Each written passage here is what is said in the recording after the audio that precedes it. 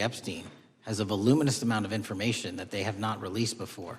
Okay, so that's great. So wouldn't it be great if FBI subpoenaed the estate of Jeffrey Epstein for all that information? The estate is under no obligation to provide that material, even pursuant to a subpoena. That's a great point. Yeah, that's just false. Okay. That's just false. You're the frickin' FBI. You can subpoena the information from the estate, and you better do that.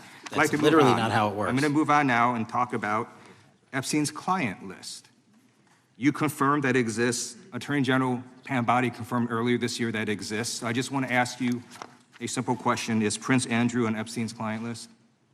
The material related to Prince Andrew has been made public. Is Prince Andrew on the client list? We have released the index of names that were in Jeffrey Epstein's. Is Donald Trump on Epstein's client list? The index has been released, and the index will speak for itself. So I'm just going to say, America, there's a huge red flag. The FBI director could not answer whether Donald Trump was on Epstein's Gentleman's time has list. expired. I Now yield back. recognizes the gentleman from Virginia. Thank you, Mr. Chairman. I want to thank the director for being here and for his work over the last several months, removing the taint of partisanship that has infected the intelligence community over the past several years under the last administration, under the last several directors, standing up for law enforcement, standing up for the brave men and women who work in your agency. But to set the record straight, you know, we have to correct the record. And the record, early days of the first Trump administration saw a dramatic spike in news stories that contained sensitive and sometimes classified details about the FBI's bogus Russia probe, about a leak a day. It's unacceptable that senior FBI officials coordinated to leak classified information to try and harm President Trump.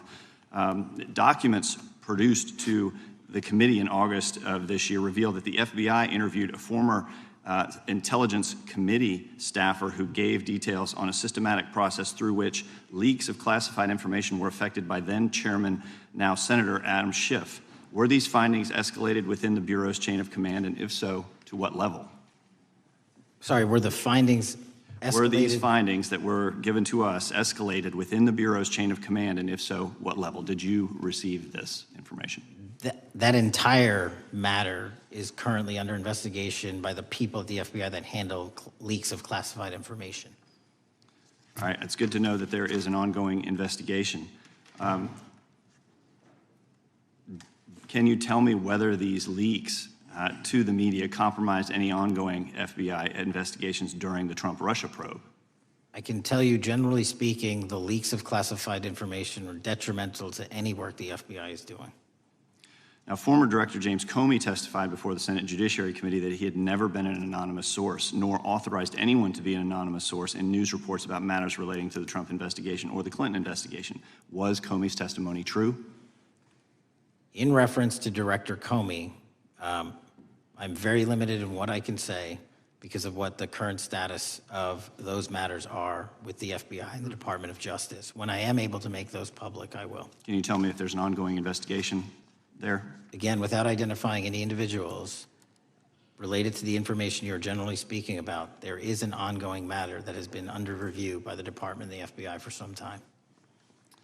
Because we know that the documents that we received last month revealed that former Director Comey used Columbia University law professor as a conduit to leak stories to the media that contained classified information. Let me move on to the way that the FISA process was weaponized by past directors.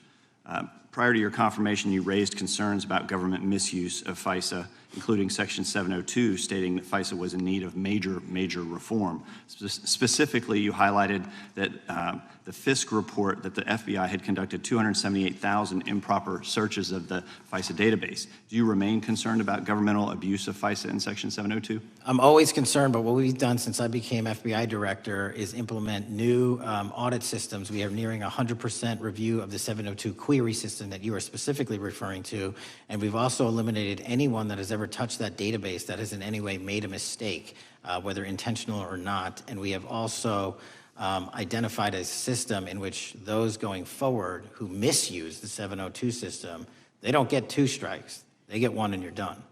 Okay, I'm glad you mentioned you're continuing to audit because, as you know, in May, the New York Times reported you closed the FBI's Office of Internal Auditing.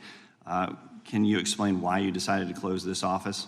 Yeah, because under the new restructuring of the FBI, to save resources, there were 2 different places doing the exact same thing. We have a specific division dedicated to audits. I didn't need another audit system doing the audits again. And so we folded some of those folks with their expertise into our specific division and then took the rest of those folks and are moving them out across the country. Under previous FBI leadership, FBI agents were found to have lied to the FISC.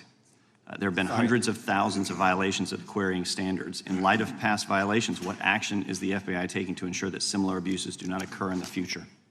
Exactly what I've outlined. You cannot have access to the 702 query system if you improperly queried that system at all at any time in your career. Okay, at a Senate hearing 2 years ago, your predecessor, Director Wray, testified FBI had previously purchased U.S. phone geolocation data for a specific national security pilot project and further stated that the project had not been active for some time and that the FBI relies on court-authorized process to obtain location data from companies. Does the FBI purchase location data or any other data of Americans from data brokers? I don't believe so, but I'll get back to you. Thank you, that'd be important. I appreciate that. I yield back. Gentleman yields back. Gentleman from Washington is recognized. Thank you, Mr. Chairman. Mr. Patel, before you joined the FBI, you had very strong opinions about what the FBI was hiding regarding Jeffrey Epstein. In a September 2023 interview with Glenn Beck, you said, the Black Book is under the, quote, direct control of the director of the FBI. In December 2023, you said, let us know who the pedophiles are. Even for a short time after becoming FBI director, in February of 2025, you tweeted, quote, there will be no cover-ups, no missing documents, no stone left unturned. In June, you told Joe Rogan, quote, we've reviewed all the information, we're gonna give you every single thing we have and can. But then suddenly in July, everything changed. You and Attorney General Pam Bondi released one video and said that there was nothing more to see. Your July memo says you uncovered more than 300 gigabytes of data and physical evidence, but that you had decided no further disclosure would be appropriate or warranted. That is a quote. I think what happened, Mr. Patel, is that suddenly you discovered that Donald Trump's name was all over these files, and you started a giant cover-up. So you are under oath, Mr. Patel. You just testified to Mr. Swalwell that you did not speak to the president about the Epstein files. To your knowledge, did Attorney General Pam Bondi speak to the president about what was in the Epstein files? I can't speak for Attorney General Pam Bondi. So to your knowledge, you don't have any information. The question was, do you have any knowledge? Do you have any knowledge? I can't speak. You are refusing to answer the question, so let me tell you that the Wall Street Journal reported that in May, Bondi told Trump that he was in the Epstein files, and at the same meeting said that the DOJ did not plan to release the files. Yesterday, you testified to Senator Kennedy that there was, quote, no credible information that Epstein trafficked girls to anyone else, and that you have, quote, continuously and publicly asked the public to come forward with more information, and we'll look into it. Today, in response to Mr. Massey's question, you appear to say that the survivors were not credible.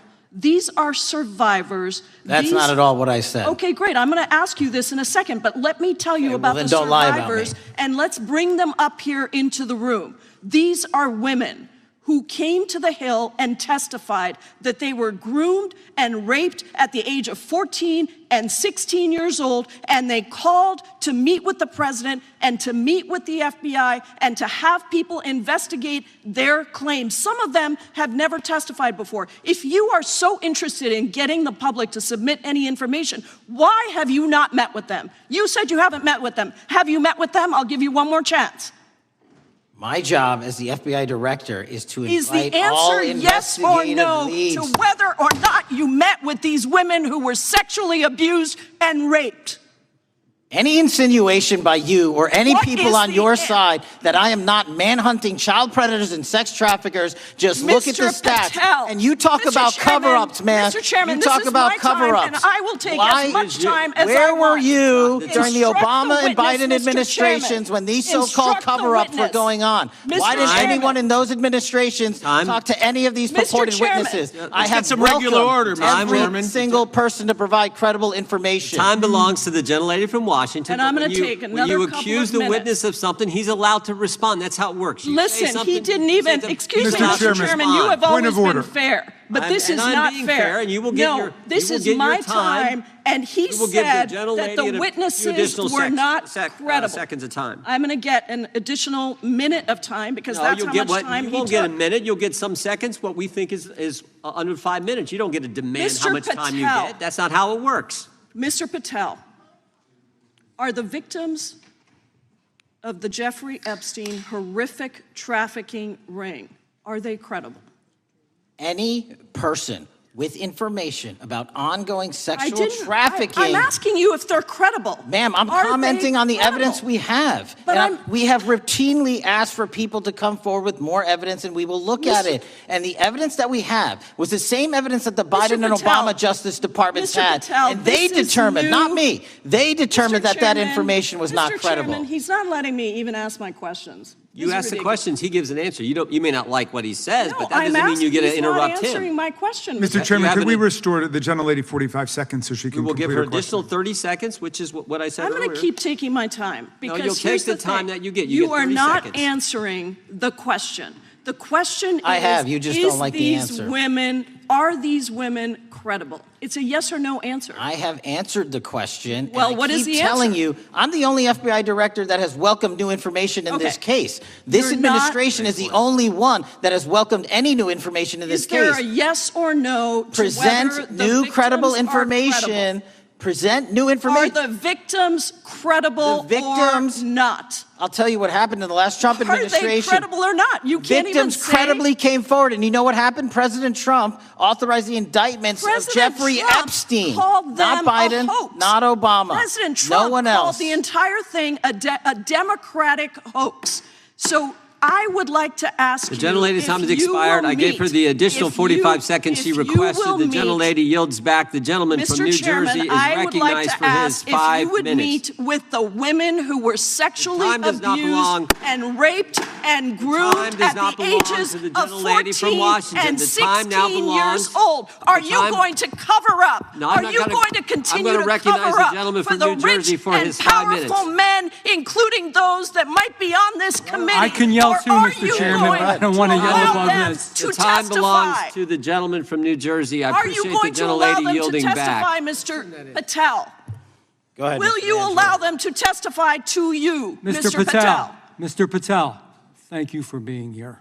I know it's been an interesting and difficult 2 days.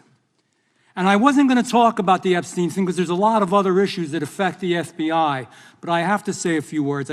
I've sat here, I've listened to this, I've watched it, and you know, my Democratic colleagues are so concerned now, Mr. Patel, all of a sudden. Where were they last year? Where were they the year before? Where were they the year before that? Where was the last president in any of this?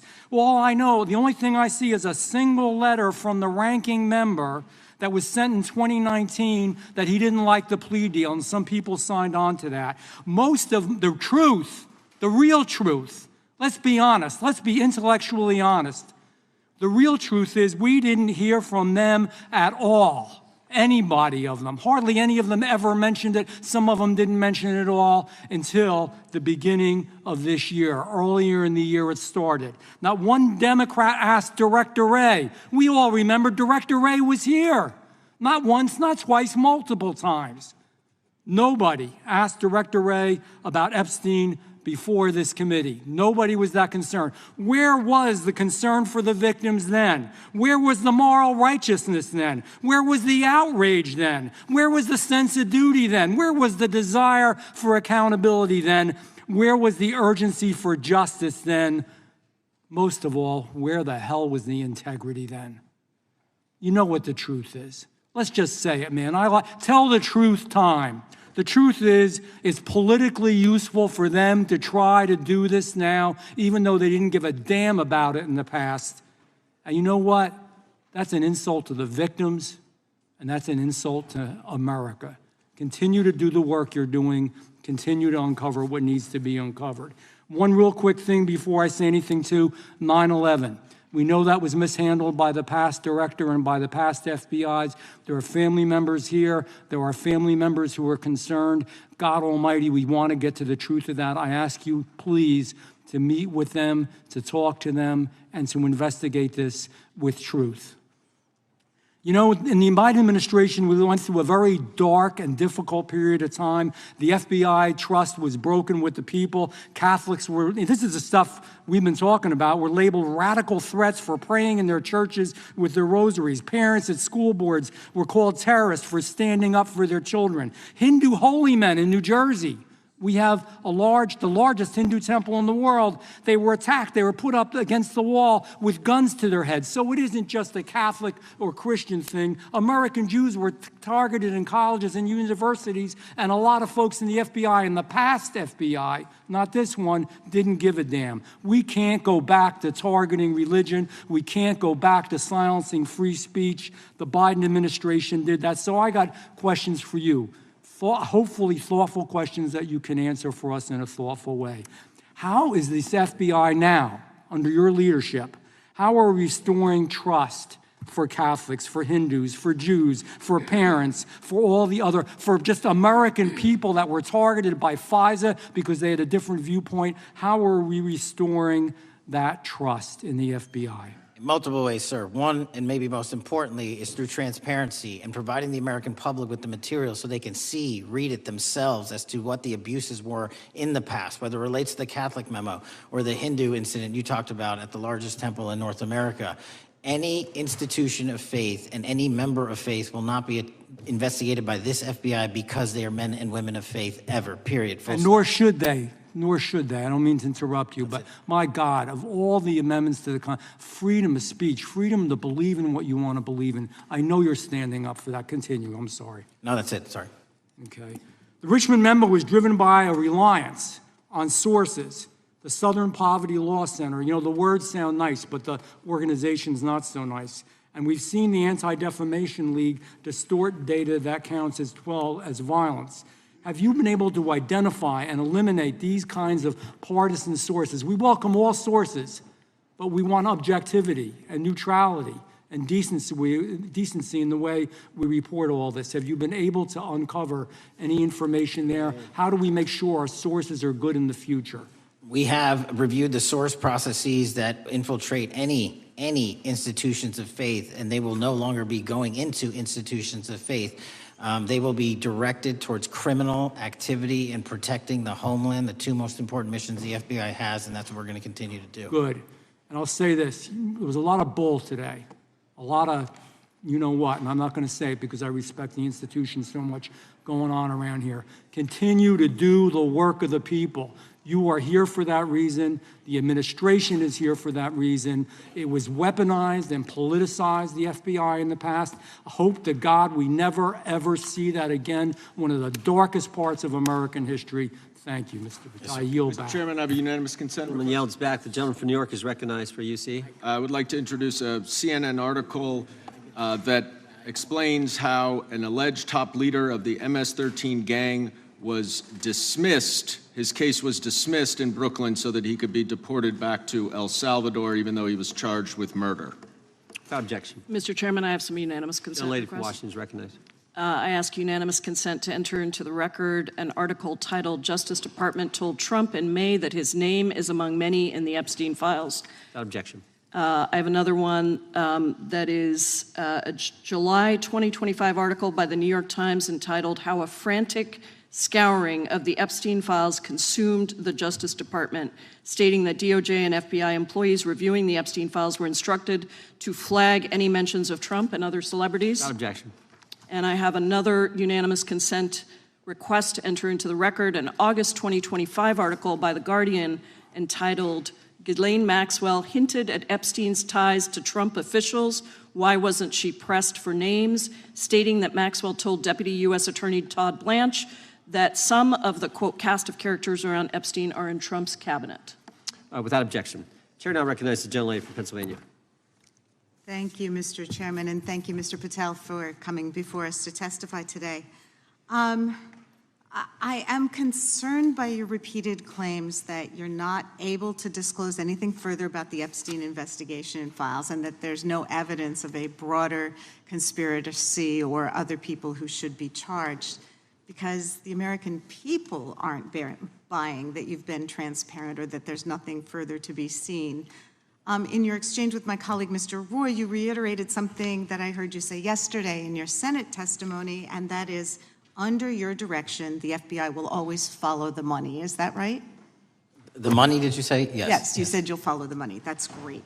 And just now you said you welcome the opportunity to investigate new evidence. So there has been significant recent reporting just in the last couple of weeks that after Jeffrey Epstein was arrested, 4 major banks flagged more than $1.5 billion in suspicious transactions connected to him that suggested a massive conspiracy related to his child sex trafficking activities. Director Patel, has the FBI reviewed the $1.5 billion in suspicious bank transactions flagged to the government relating to Epstein and his co-conspirators? I know the FBI has reviewed numerous SARs. I don't know the totality of that number. Okay, can you provide us with that number? I'll get back to you. Okay. And have you initiated any new investigation of those bank transactions since, say, September 8th, when the new reporting came out? I'll check with the Treasury Department because they're the lead on that. Okay, so Director Patel, how many individuals or entities has the FBI interviewed, subpoenaed, or compelled to testify? Can you give us those numbers with respect to these bank transactions? Not off the top of my head. I'll have to work with Treasury. Okay.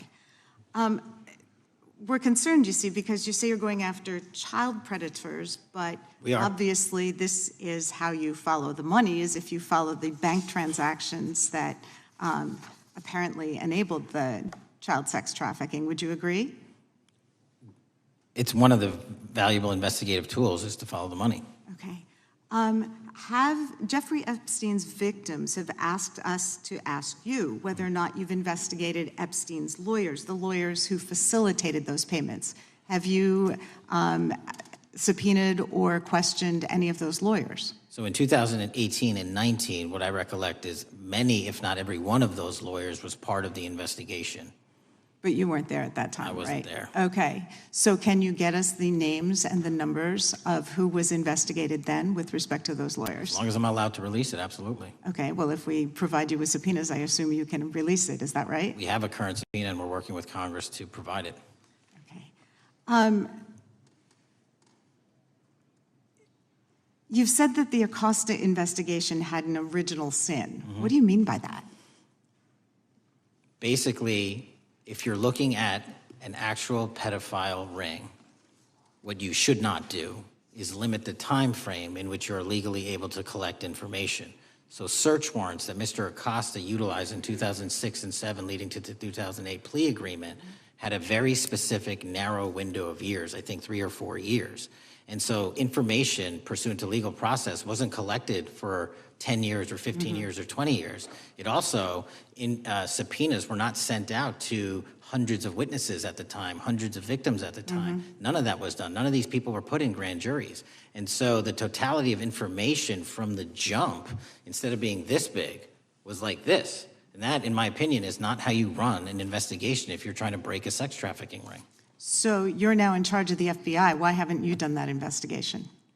Great question, and here's the answer. Simply because I am not able to go back 20 years and collect information that the courts had decided was already subject to search warrants. They have said this was in the investigation, there's a non-prosecution agreement out of that plea, and when the case was reopened, and this is where it comes into play, when the case was reopened in 2018 and 2019, the search warrants, again, were limited to the conduct of Jeffrey Epstein. Now, whether that's right or wrong, that's a different discussion, but I'm telling you that's the information well, we I think that reviewed. is a different discussion, and I think the discussion we'd like to have today is why you aren't following the money with respect to the broader conspiracy that it has been reported in the New York Times and elsewhere, and that if you really want to attack the issue, if you wanted to attack the issue, if you wanted to get to the bottom of it, if you wanted to disclose what really was involved in the Epstein files, the Epstein cover-up,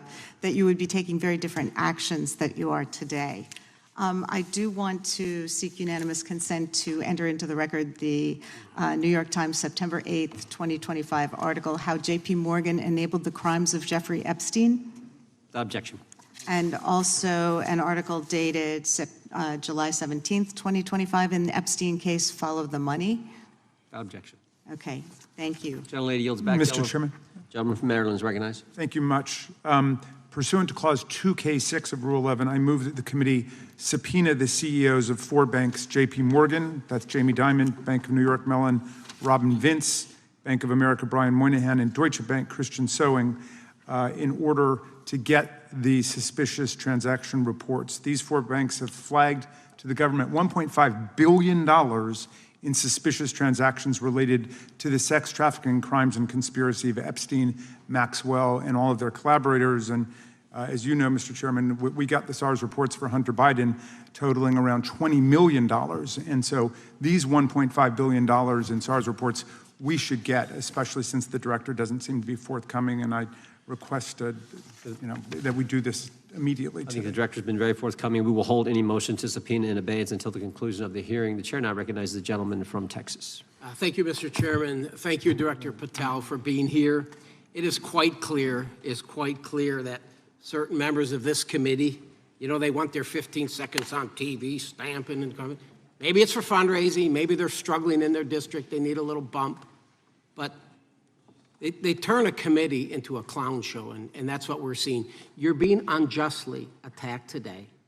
I watched the Senate hearings yesterday. You were attacked there. We know there's an agenda.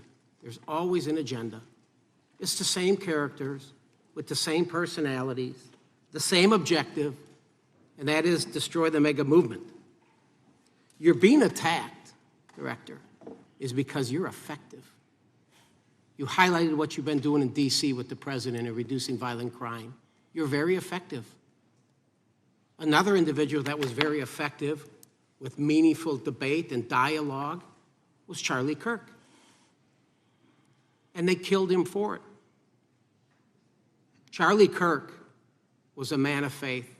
First and foremost, he loved his Lord Jesus. He loved his family. Beautiful wife, beautiful children. Just a remarkable, honorable man that was silenced with this assassin's bullet. I would say if Charlie Kirk lived in the biblical times, he'd have been the 13th disciple. He'd have been the 13th disciple. We have a new committee, if you're not aware, a new select committee regarding January 6th. I'm honored to be on that committee.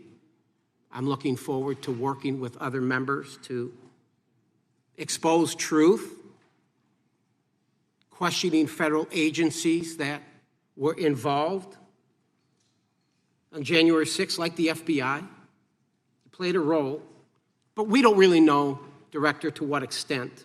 We don't know. The January 6th sham committee was not formed by Nancy Pelosi to seek truth. It was nothing about getting to the truth about January 6th. Their sole mission was to damage Donald J. Trump and end his political career. And everybody knows it. That's what the purpose was. You know what's nice, so I kind of get to ask the question, though, how did that work out for you? Donald J. Trump is back in the White House, and America loves him. I spent 30 years in law enforcement, retired sheriff from a large county in the great state of Texas. I have seen, Director, I've seen more enthusiasm and support for law enforcement today because of what you and Donald Trump have done over the last 8 months to protect the American people. The American people couldn't count on their government to protect them. Crime is rampant. And now we have a president and an administration that puts the American people and their safety first. It's interesting, a few minutes ago, a classmate reached out to me and sent me I told him, I said, yes, we got Director Patel in front of our committee today. And Andy Kane wanted me to tell you, he said, quote, tell him we love him. Tell him we love him and all the brave warriors exposing the deep state. Kash, you're a great American, sir. You're a great American. Your work as the director of the FBI is commendable. It's commendable. And I want to thank you, sir. Thank you for your service. Keep up the good fight, brother.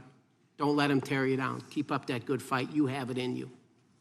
With that, sir, I yield back. Gentleman yield to me.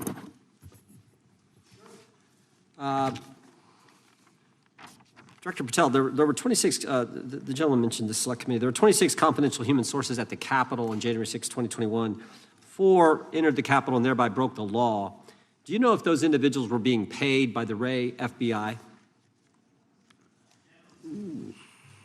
So we've provided 600 pages of documents to this committee alone regarding January 6th. That's 600 pages more than any of my predecessors. Yep. Generally speaking, confidential human sources are always paid by the FBI. That's how it works. I can't speak to the specifics on each one and how much they make. And we appreciate it. We've reviewed some of that material, and you've given us a lot of material that we didn't get from Director Ray. That specific question, I think, is important to the American people. Were people who were confidential human sources of the FBI who broke the law, one was recommended for prosecution, my understanding is, by the information we've received from you. Were they actually paid by the very taxpayers who may have got charged with the same offense? I think that's important for us to understand. I'll get back to you on that. Thank you. Chair now recognizes the gentleman from California. Thank you, Mr. Chair. Welcome, Director Patel. I want to focus a little bit on domestic terrorism. We have a graph here, data up to 2021, but as you can tell, domestic terrorism is on the rise. Nation, our citizens under threat. We saw the assassination of Charlie Kirk, 2 assassination attempts on the president, school shooting, Minnesota last month, and closer to home, just a couple of days ago, Huntington Beach, peaceful vigil for Charlie Clark, infiltrated by neo-Nazis who essentially made the local individuals attending that event fear for their safety. All of us know that a lot of these domestic attacks are by lone wolves, but yet they do leave clues, social media or elsewhere. Director Patel, you're it. You're the thin blue line. The FBI, your job to protect our citizens back home from those that would harm us. You have to find the needle in the haystack. Takes a lot of work, a lot of resources. Talking to my local sheriff this morning, who said they're concerned. Federal cuts to local grants that help them do the job. Then, of course, let's not forget about other threats that are coming before us, like high-tech fraud. Local senior recently was talking to me about a text she had gotten, a demand by the IRS to send a payment immediately, or the IRS agents were on their way to arrest this individual. Pretty gutsy stuff by folks probably from Europe, North Korea, Russia, China, people, okay, going after those precious savings our senior citizens rely on. Yet the president's proposing a budget cut of $500 million or more to your organization, the FBI. You've said that that'll essentially equate to about 1,300 less jobs at the FBI. So I'm going to ask you essentially, what is it that we can do to help you do your job? Little concerned. Friday Night Lights. One of the events I love to do on Friday nights, go to the local high school football game. Sit there at the stadium and you always say, what if? What if? You're the thin blue line. Can you do your job cutting $500 million from your budget? Thank you, sir. I think we are doing our job, and the distinction is with the budget that we have, we are flexing more resources to the field. California is receiving the largest FBI plus-up of any state in the union due to that plus-up. They're not getting a reduction. No state is getting a reduction. Every state is getting a plus-up. And so I'm utilizing the money that we have to first plus it up. And the empty vacancies that we have, those haven't been filled in years, not under my leadership. Here's my concern.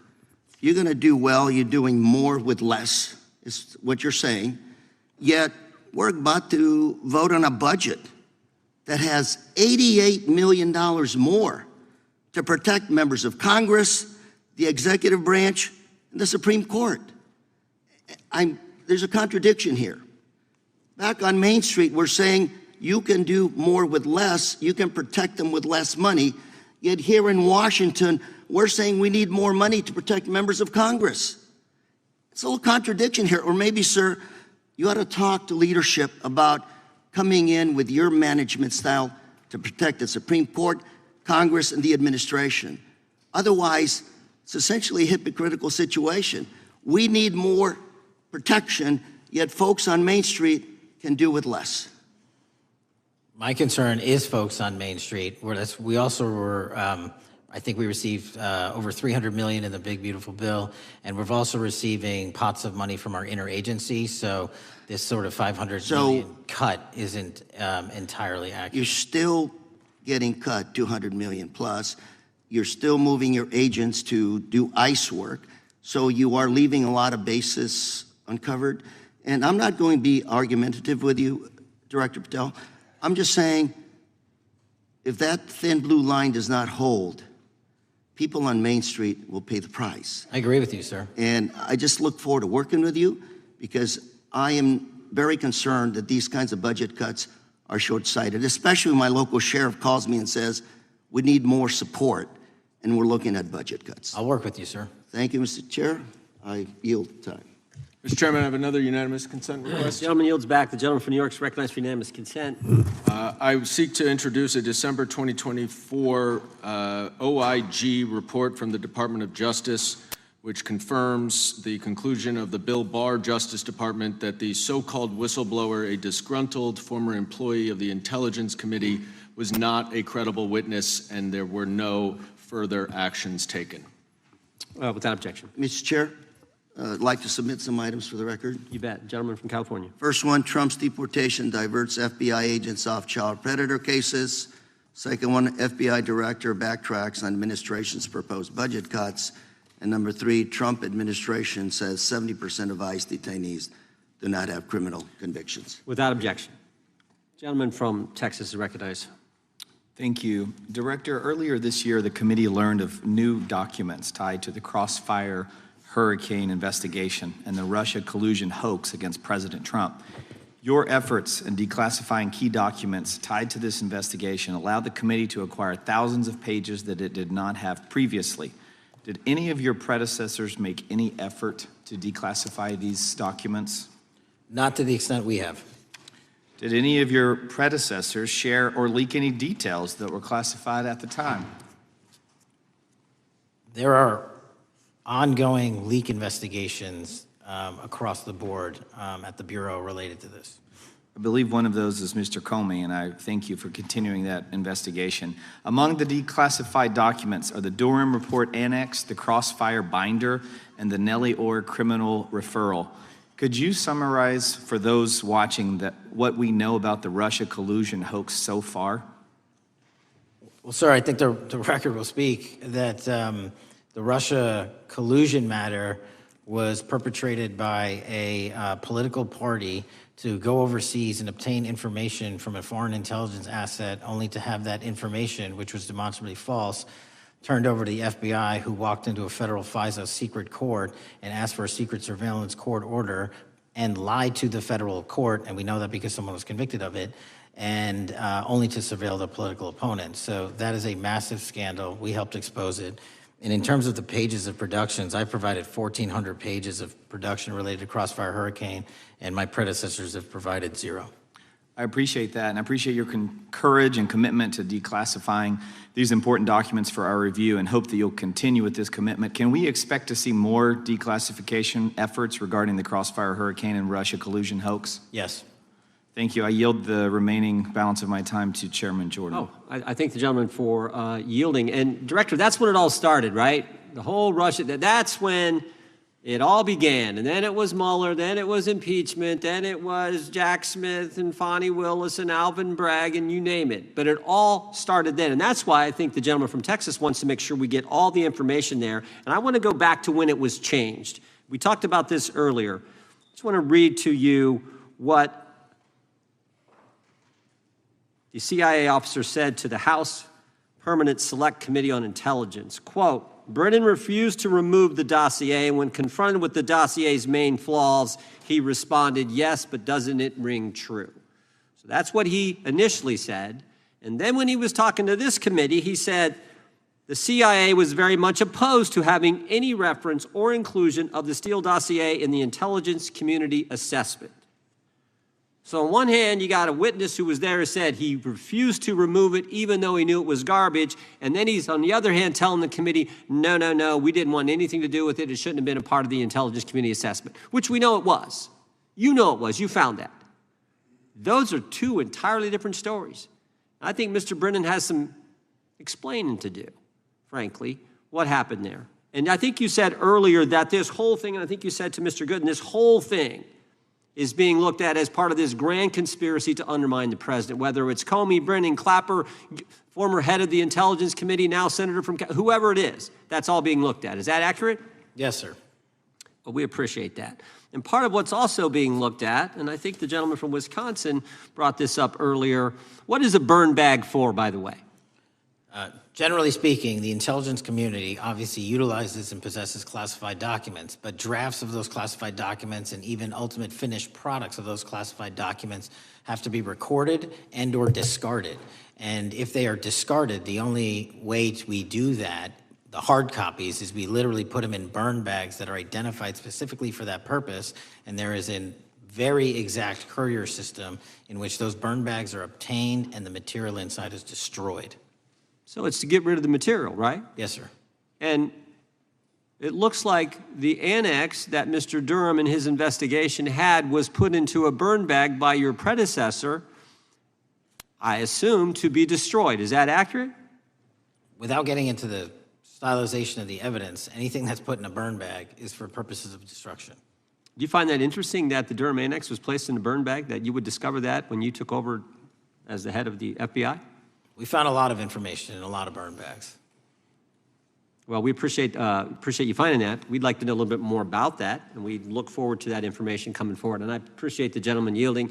With that, we now recognize the gentleman from Colorado. Thank you, Mr. Chairman, for holding this hearing. Thank you, Director Patel, for being here today. I have a couple of questions regarding a terrible shooting that occurred in Colorado, a state, as you may know, that I represent. You've testified previously about, I think, what you would describe as your efforts to provide more information regarding the investigation with respect to the horrific assassination of Mr. Kirk. And so, in that same vein, I'm hoping you can provide this committee and my constituents in Colorado with some clarity. Absolutely. I think, as my colleagues know, in Evergreen, Colorado, Jefferson County, a county that I proudly represent, at Evergreen High School, a shooter ultimately injured. 2 students were praying for their swift recovery.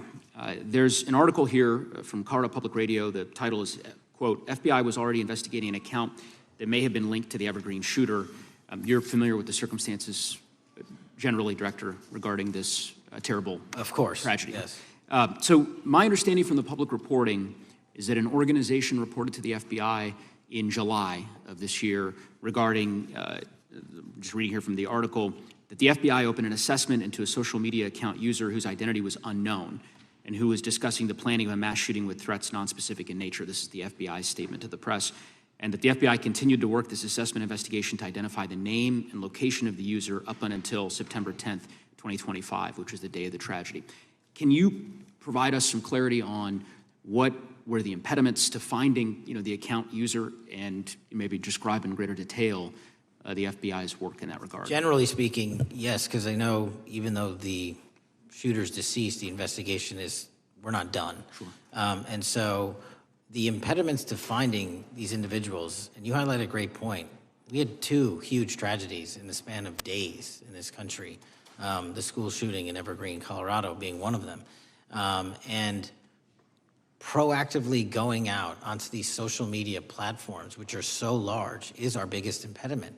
And we need to rely on the service providers. There's actual legislation, I can't remember the name of it, that's up for renewal, which will, and I think at the end of the month, which gives service providers the ability to report that information in from their end without liability. We need that to continue, because while the FBI has so many people and the police are great at doing it, there's just too many platforms to cover down on. Well, I appreciate that, Director Patel, and I think we're certainly, I'm interested in continuing this conversation because I think the reporting suggests that there's a pattern and that ultimately, we want to make sure that law enforcement is able to prevent this kind of tragedy from happening in the future. I have a question. It's not meant as a gotcha question, so it just frame it there. But it is in regards to some reporting around a periodic transaction report that you had filed earlier, this year. So this is in July, pursuant to the ethical obligations as a senior executive official. You remember filing that in July? Yes. Yeah, so in that report, as best as I can surmise, you disclosed that you divested $100,000 or more in a variety of different stocks, which I presume was pursuant to the ethics agreement that you negotiated with the Department of Justice. In that same report, there's a disclosure regarding purchases of two different transactions. So between $15,000 to $50,000 in a national coffee house chain and between $50,000 to $100,000 in a semiconductor company on May 9th and May 12th. Are those transactions that you're doing personally, or are these through a stockbroker, or are these transactions that you're handling yourself? So how they happen is I submit proposals under DOJ guidance to say, hey, I would like to trade this or that, and they run their review, and the FBI runs a review, and then they come back and say yes or no, and then I make the transaction. Is there a reason that you decided to make the purchases into those two companies? Generally speaking, before I got this job, I was, trading stocks, but not a lot like most people, and I just follow certain industries, and I thought they would be a good investment. So the reason why I ask, right, because you had divested in other companies, and I presume that wasn't because there were actual conflicts. It's just that you wanted to avoid an appearance of impropriety. It was both. Both, but not all of the companies were conflicts. Whatever they make divested from. I don't make the call, they make the call. Sure. Yeah. I guess my point would be, the reason why I ask this, why I said it's not a gotcha question, I have for years led an effort here in Congress to try to ban members of Congress, senior executive officials, from trading stocks. And it's bipartisan in nature. We're working really hard to get that done, Republicans and Democrats. And you can understand, I think, given your role, given the nature of the position that you hold as the leader of the largest law enforcement agency in our country, that divesting entirely, not doing day trading now, I think would be something that would be in the interest of the American people. So I just would hope you would consider that, and that moving forward, that perhaps not purchasing stocks in individual companies, I would think would be something that would be worth pursuing. Gentleman's time is... I'm happy to give the witness an opportunity to answer. Thank you. I'll work with you on it. Gentleman from Alabama is recognized. Thank you, Mr. Chairman. Thank you, Director Patel, for being here today. Newly declassified documents confirm that the intelligence community under President Barack Obama knowingly relied on unverified and fraudulent evidence to manufacture a false claim that Russia, in fact, meddled in the 2016 election. Is there more to be done to uncover the depths and origins of the Russian collusion hoax? There is, and we're doing it. Why should Americans still care about that, Director Patel? Everybody wants to talk about a weaponized bureaucracy. When we put out the facts about a weaponized bureaucracy, not because I said so, but because we found the FISA documents, because we found the 302s and the 1023s, then it becomes a political football. My job is to continue to put out that information and let the American public read it for themselves when I'm lawfully able to do so. And that's been my commitment on any subject, Russiagate or otherwise. Wherever the law allows me to do it, I will do it. When I first came in 2020, the number one concern as I was doing town halls was the weaponization of the government against the American citizen. And so are there things that you're doing, structural reforms that implementing so that the FBI cannot be weaponized again, whether it's against President Trump or future elected presidents? Well, it shouldn't be weaponized against anyone. And the structural reform is simple. If you're going to go after a political individual or someone seeking political office, there has to be a grounded basis in law and fact to open up a criminal investigation. And if there's not, the investigation isn't even opened. And I've also gone back and reviewed other cases that were opened in prior administrations related to public officials. And we've closed a number of them because we felt that some of these actions were weaponized on either side of the aisle. I felt it wholly inappropriate for the FBI to be playing umpire and referee amongst these decision makers when there was no factual or legal basis to continue those investigations, so I shut them down. And I think that's so desperately needed because we need to restore trust in law enforcement and certainly in the DOJ and the FBI so that the American people don't fear the very government that's supposed to protect them. And so thank you for doing that. On August 11th, you released to the committee documents concerning leak investigations that began in 2017. Do you believe these leaks were accidental or were they intentional in order to influence public opinion against President Trump? When I can publicly make a final decision on that, either through a recommendation of charging that the DOJ makes or findings that I have, I'm able to do so, but they're still not complete. Why did the FBI under Director Comey want to undermine the Trump administration? I don't know. You'll have to ask him. Think it might have been political? How will Director Comey be held accountable for his leaks and classified information concerning the Russian collusion hoax? Well, anyone. Doesn't matter what you did before or what seat you were in. If you leak classified information, that's illegal. And we will investigate it fully. And if we can bring enough evidence to recommend charges to the Department of Justice, we will. But as you know, in these leak investigations, it's very difficult to produce the information necessary. We know leaks happen. They literally happen every week. It's one of the most destructive things to this country. Media receives classified information beneficial to one side or the other. I'm a fan of none of it, and I want to shut all of it down. And we need to bring some real cases to deter individuals from doing that, and that's my focus. What was Comey's role in creating the ICA? Speaking from my memory, as the head of the FBI, he was charged under then Director Brennan and Director Clapper and the other IC elements to come in with the NSA, CIA, FBI, and ODNI and put together a collection of information on how the information sort of surrounding Russiagate came together. So he represented the FBI in that. Was former Director of CIA, John Brennan, he's denied that the Steele dossier was used in creating the ICA. Is that true? Well, without commenting on him, the FISA has been released, and the dossier was in the FISA. It was in 4 FISAs. So I'll let the public decide. Well, former Director Brennan actually denied repeatedly that he pushed for the Steele dossier to be included in the ICA. Is that true? Denied.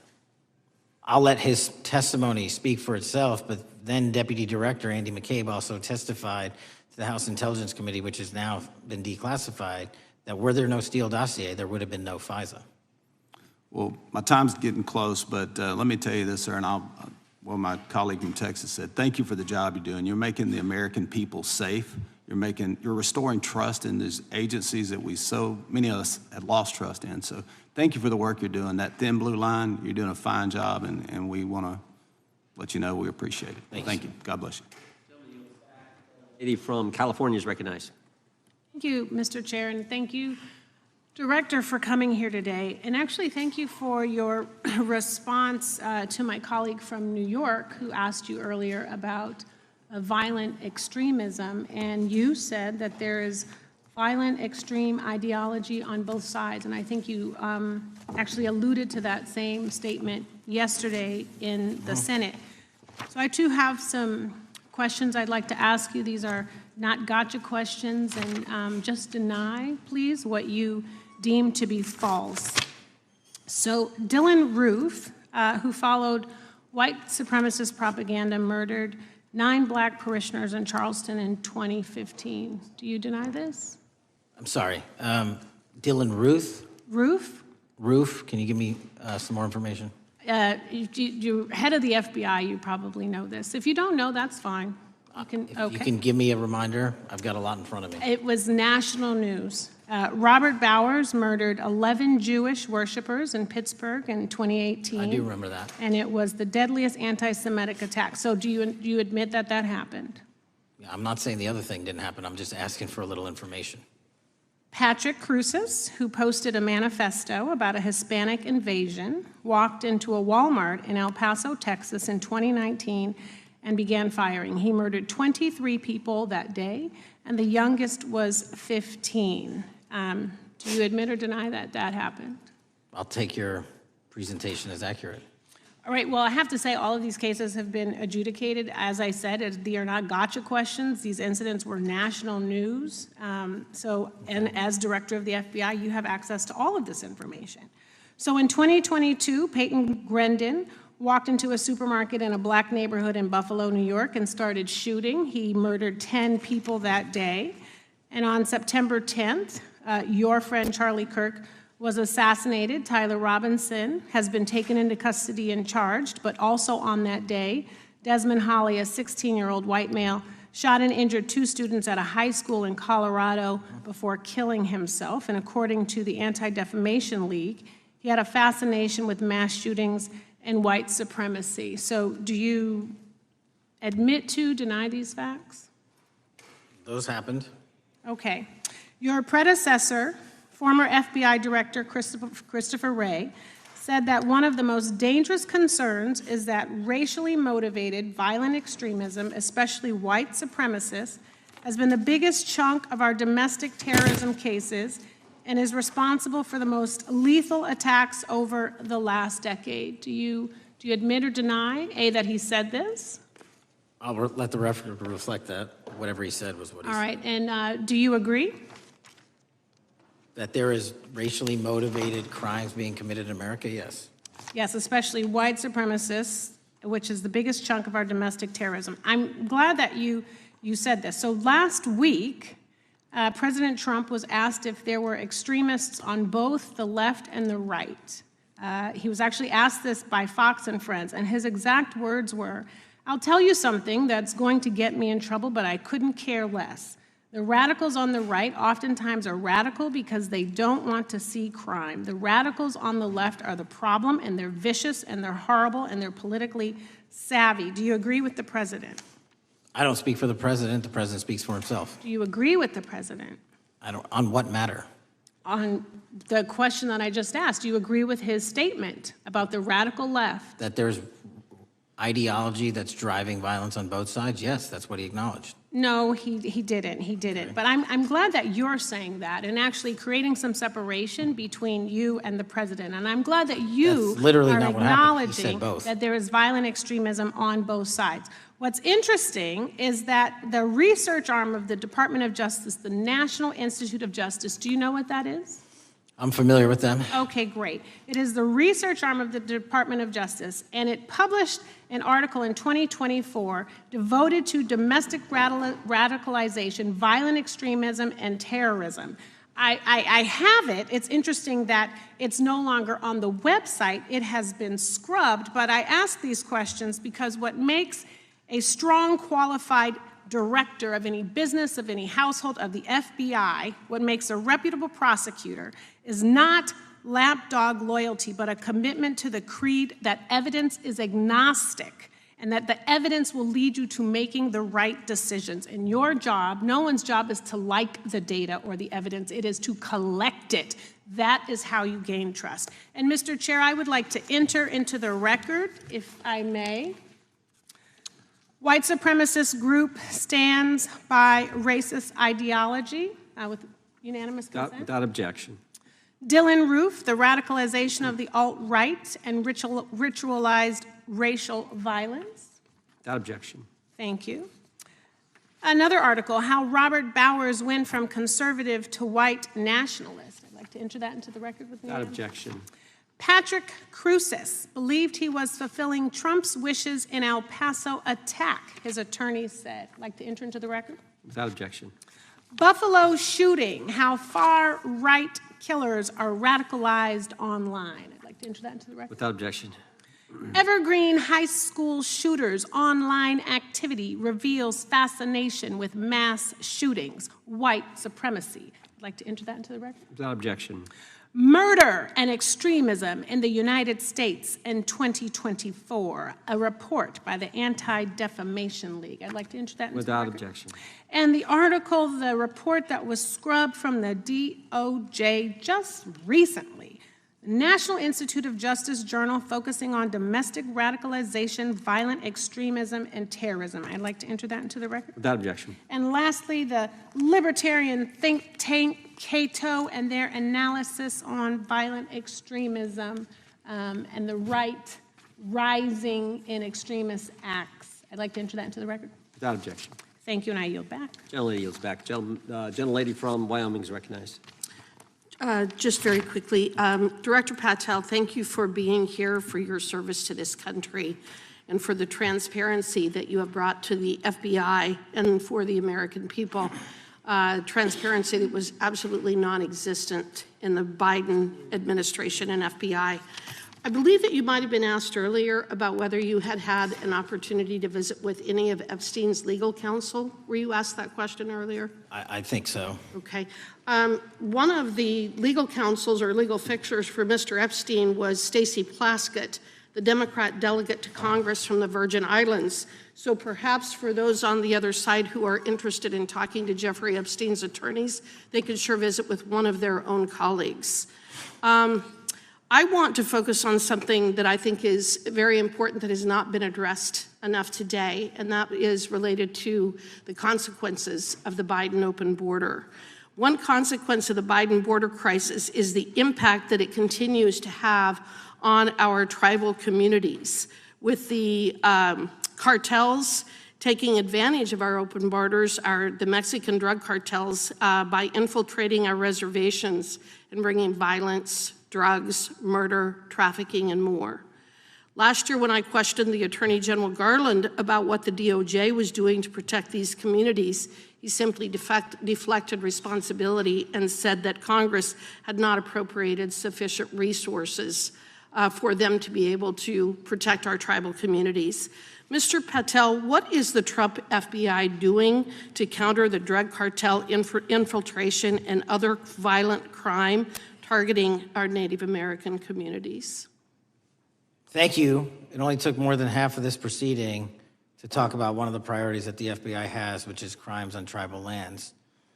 Every single crime that we have been talking about, whether it's child predators, human trafficking, narco traffickers, murder, they all happen on tribal lands as well.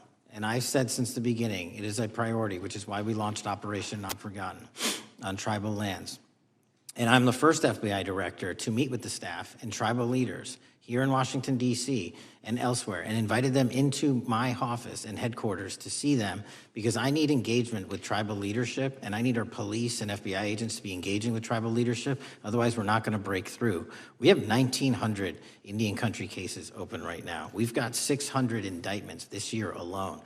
We cannot forget tribal lands. Every single one of those people lives in the United States of America, and it is an absolute priority to protect them and their children just as it is anyone else. So I think it's fair to say that what Mary Garland testified to, that the FBI and DOJ did not have the resources to address that. I think that was an absolutely false statement. Would you agree with me? It's a decision by him not to do so. That's not my decision.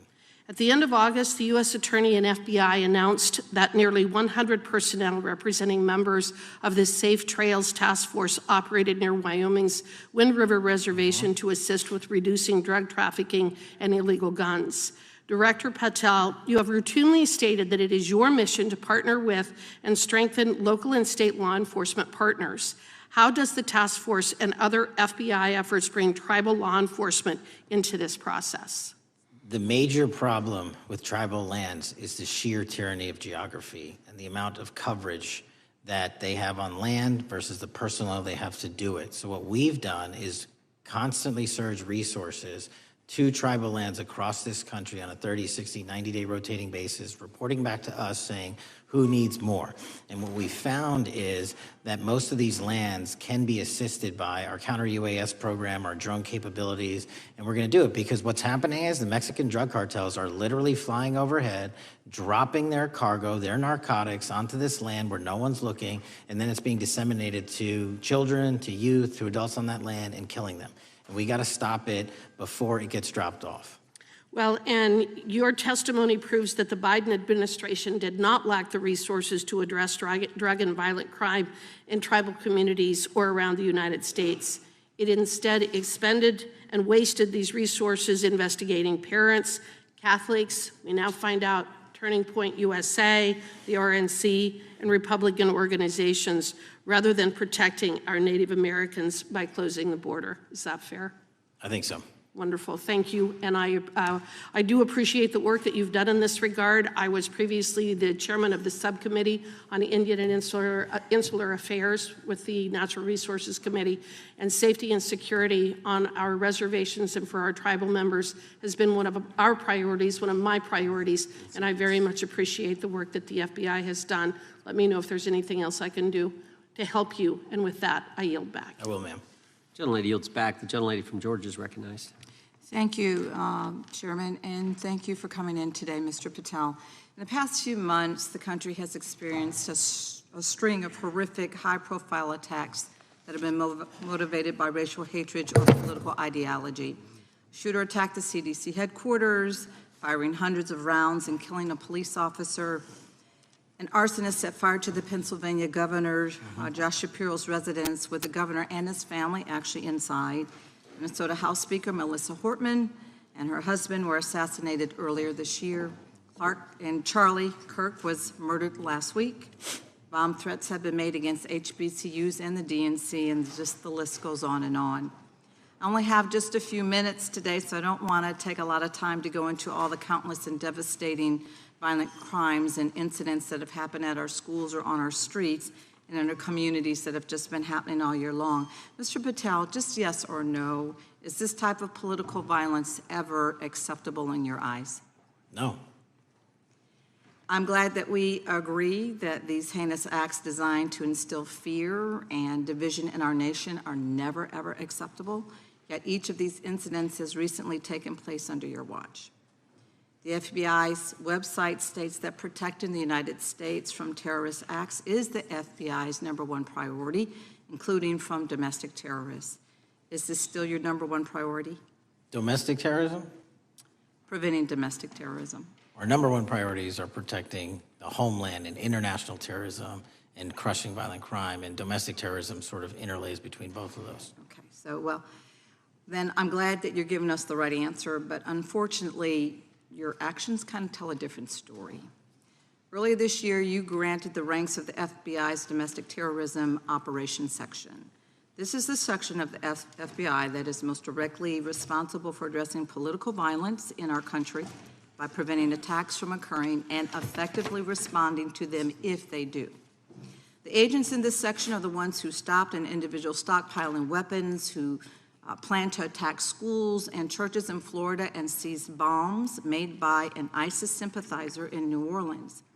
And instead of ensuring that this section has all the resources that it needs at a time when its mission is critical, you fired its decorated veteran FBI agents who have served their country proudly under Republican and both Democratic presidents, and you scrapped the tools that they developed to fight domestic terrorism, including the National Domestic Terrorism Incident Database. I mean, most of that is just not true. We have 1,700 current DT managed programs. We're up 300% in the amount of cases we brought against nihilistic, violent extremists, including 764, wishing to harm our children. The FBI and the men and women are getting after that problem set more than ever because I've unleashed them to do so. And any insinuation that these tragic occurrences across the country are somehow singularly my fault or disgusting because that watershed goes Mr. down to the Patel, men I'm and going to women at the reclaim my time. FBI, Mr. Patel, and they I'm are going to not reclaim my time. responsible Mr. for it. Chairman, I'm I'd happy like to to work enter with a you unanimous to consent- get them what they Gentlelady, need. Consent gentlelady request. controls the time. Unanimous consent request. She'll state a request. Thank you very much. Into the record, an article from Reuters titled FBI Scales Back Staffing, Tracking of Domestic Terrorism, Probes Sources Say. Thank you very much. Without objection. I appreciate that. So, Mr. Patel, and it isn't just the domestic terrorism operations section. Under your watch, agents are fully diverting their attention to these anti-immigrant and city takeover operations, leaving our children vulnerable to dangerous networks of online predators, both domestic and international. You pulled more than 120 FBI agents from their normal duties to operate sobriety checks and conduct traffic stops, exposing the FBI's fleet of unmarked cars and thereby making it harder for the FBI to combat violent criminal gangs, foreign intelligence services, and drug traffickers in the process. That's simply not true. If we were not able to do two things at one time, how would we be Patel, I seizing reclaim record my amounts of time. I reclaim my fentanyl? time. 23,000 Chairman, I'd like to violent enter felons have into been the arrested. Time belongs to the Consent gentlelady. More than twice as many as request. last Time belongs to year. the gentlelady from Georgia. Thank you very much. And this request basically is, it is an article from Reuters, which quotes law enforcement officers familiar with agents who once covered child exploitation cases, but now focus on immigration child exclusive. Thousands of agents diverted to Trump immigration track down. Mr. Patel, in the short time I have left, your tenure as director of FBI has been somewhat problematic. Americans are left safe, definitely less safe under your watch. You have gutted the FBI's ability to keep safe from domestic terrorism. You have sent FBI agents to conduct traffic stops and round up hardworking immigrants who pose no danger to public safety. People even President Trump referred to as good, long-time workers. Your job is to protect and serve the American public. Time to the You have gentlelady. spent your time protecting heinous individuals and using the FBI to serve as a political circus. You at times have appeared unequipped. Time to This the country gentlelady has deserves better, expired. and I yield. Gentlelady yields May back. I respond? Sure can. Simply put, what is it? Are we failing? If we're failing, how are we arresting 23,000 violent felons? Twice as many as this time last year. Are we failing? Because if we're failing, how are we seizing 1,500 kilograms of meth, 25% increase from last year? Are we failing? Because we captured 4 top 10 FBI most wanted from around the world in 7 months. That's more than the entirety of the last administration. Are we failing? Because we put 1,500 child predators in prison. Are we failing? Because we dismantled 300 human trafficking networks. Which is it? You don't like me, that's fine. But don't you dare disparage the men and women of the FBI that are producing record results in historic fashion to protect this country. They are kicking ass for America, and they're going to continue to do so. And we appreciate your leadership. The gentlelady from Florida is recognized. When I was home recently, I met with the agents leading the Tampa office of the FBI, and I saw what they're focused on in my community: stopping drug traffickers, rescuing children from exploitation, fighting cybercrime, protecting us from acts of terrorism, foreign and domestic. And I know from my time as a federal prosecutor and a judge that this work by the Bureau doesn't make headlines, but it is happening every single day.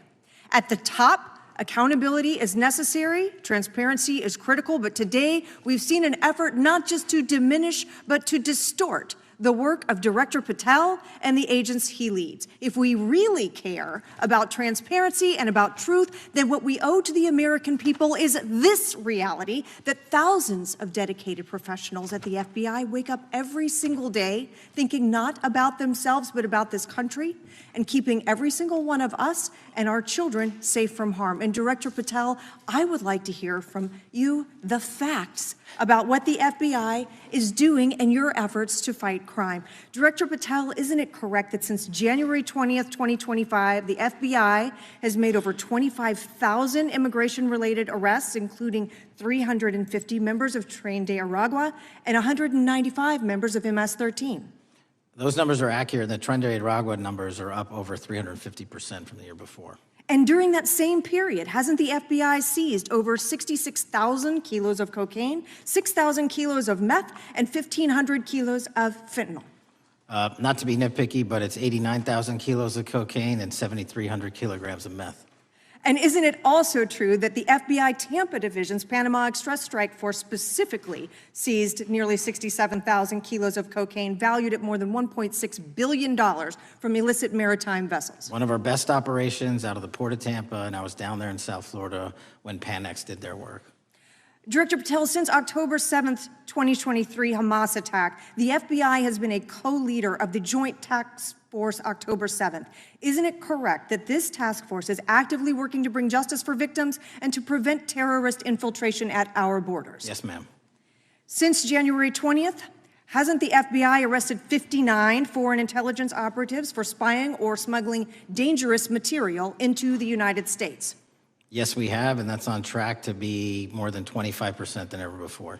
And the FBI has also been leading operations against major cyber threat actors, including those from Russia, China, Iran, and North Korea. Isn't that right? A 17% increase from year to date last year. Director Patel, The FBI's child exploitation task forces continue to investigate predators who target children online and across our communities. How significant is that threat today, and what results have you seen under your tenure in bringing these offenders to justice? We have, under Operation Grayskull, dismantled dark web units that are operating online, not just in the United States, but across the world, to do our children harm. We have taken into custody more suspects than ever before on those who seek to harm our children. That is what the men and women of the FBI do, and that's what they're going to continue to do. Those are the real results when you let good cops be cops, and when you let us get on these platforms and expose them to the public and show them the harms of these predators on these online gaming systems and social media systems. And we need more help from Congress to allow us more authorities to do that work. The FBI laboratory manages the Combined DNA Index System, or CODIS, which compares over 25 million DNA profiles and aids more than 125 investigations each day. Director Patel, why is this important to law enforcement nationwide? All of law enforcement relies on our CJIS operation out of West Virginia. And what that does is allow 19,000 agencies to come in and say, hey, does this guy have a criminal history? Hey, is this an illegal firearm? Do we have a DNA hit like we did in these recent assassinations? That's what the FBI brings to bear, because local and state law enforcement agencies just don't have that capability, and we're doing it 24/7, 365. CJIS does not close for 1 minute. In your testimony, you noted that the FBI has ongoing counterintelligence investigations into China, Iran, and Russia across all 55 field offices. Why is it essential to maintain that scope of coverage, and what success can you point to in disrupting nation-state actors? Our biggest threats involving nation-state actors are the PRC, Russia, and China, and they are up 33%, 83%, and 60% respectively in arrests alone this year. Those nation-state actors wish to do harm in our infrastructure, our critical infrastructure system, our energy, our water supply, and also go after and target individuals and senior citizens and take their money through online pig butchering schemes, which we've exposed in Cambodia by way of the CCP. This is groundbreaking work that the American public should be seeing that their FBI is doing, and I'm happy to have the opportunity to report on it.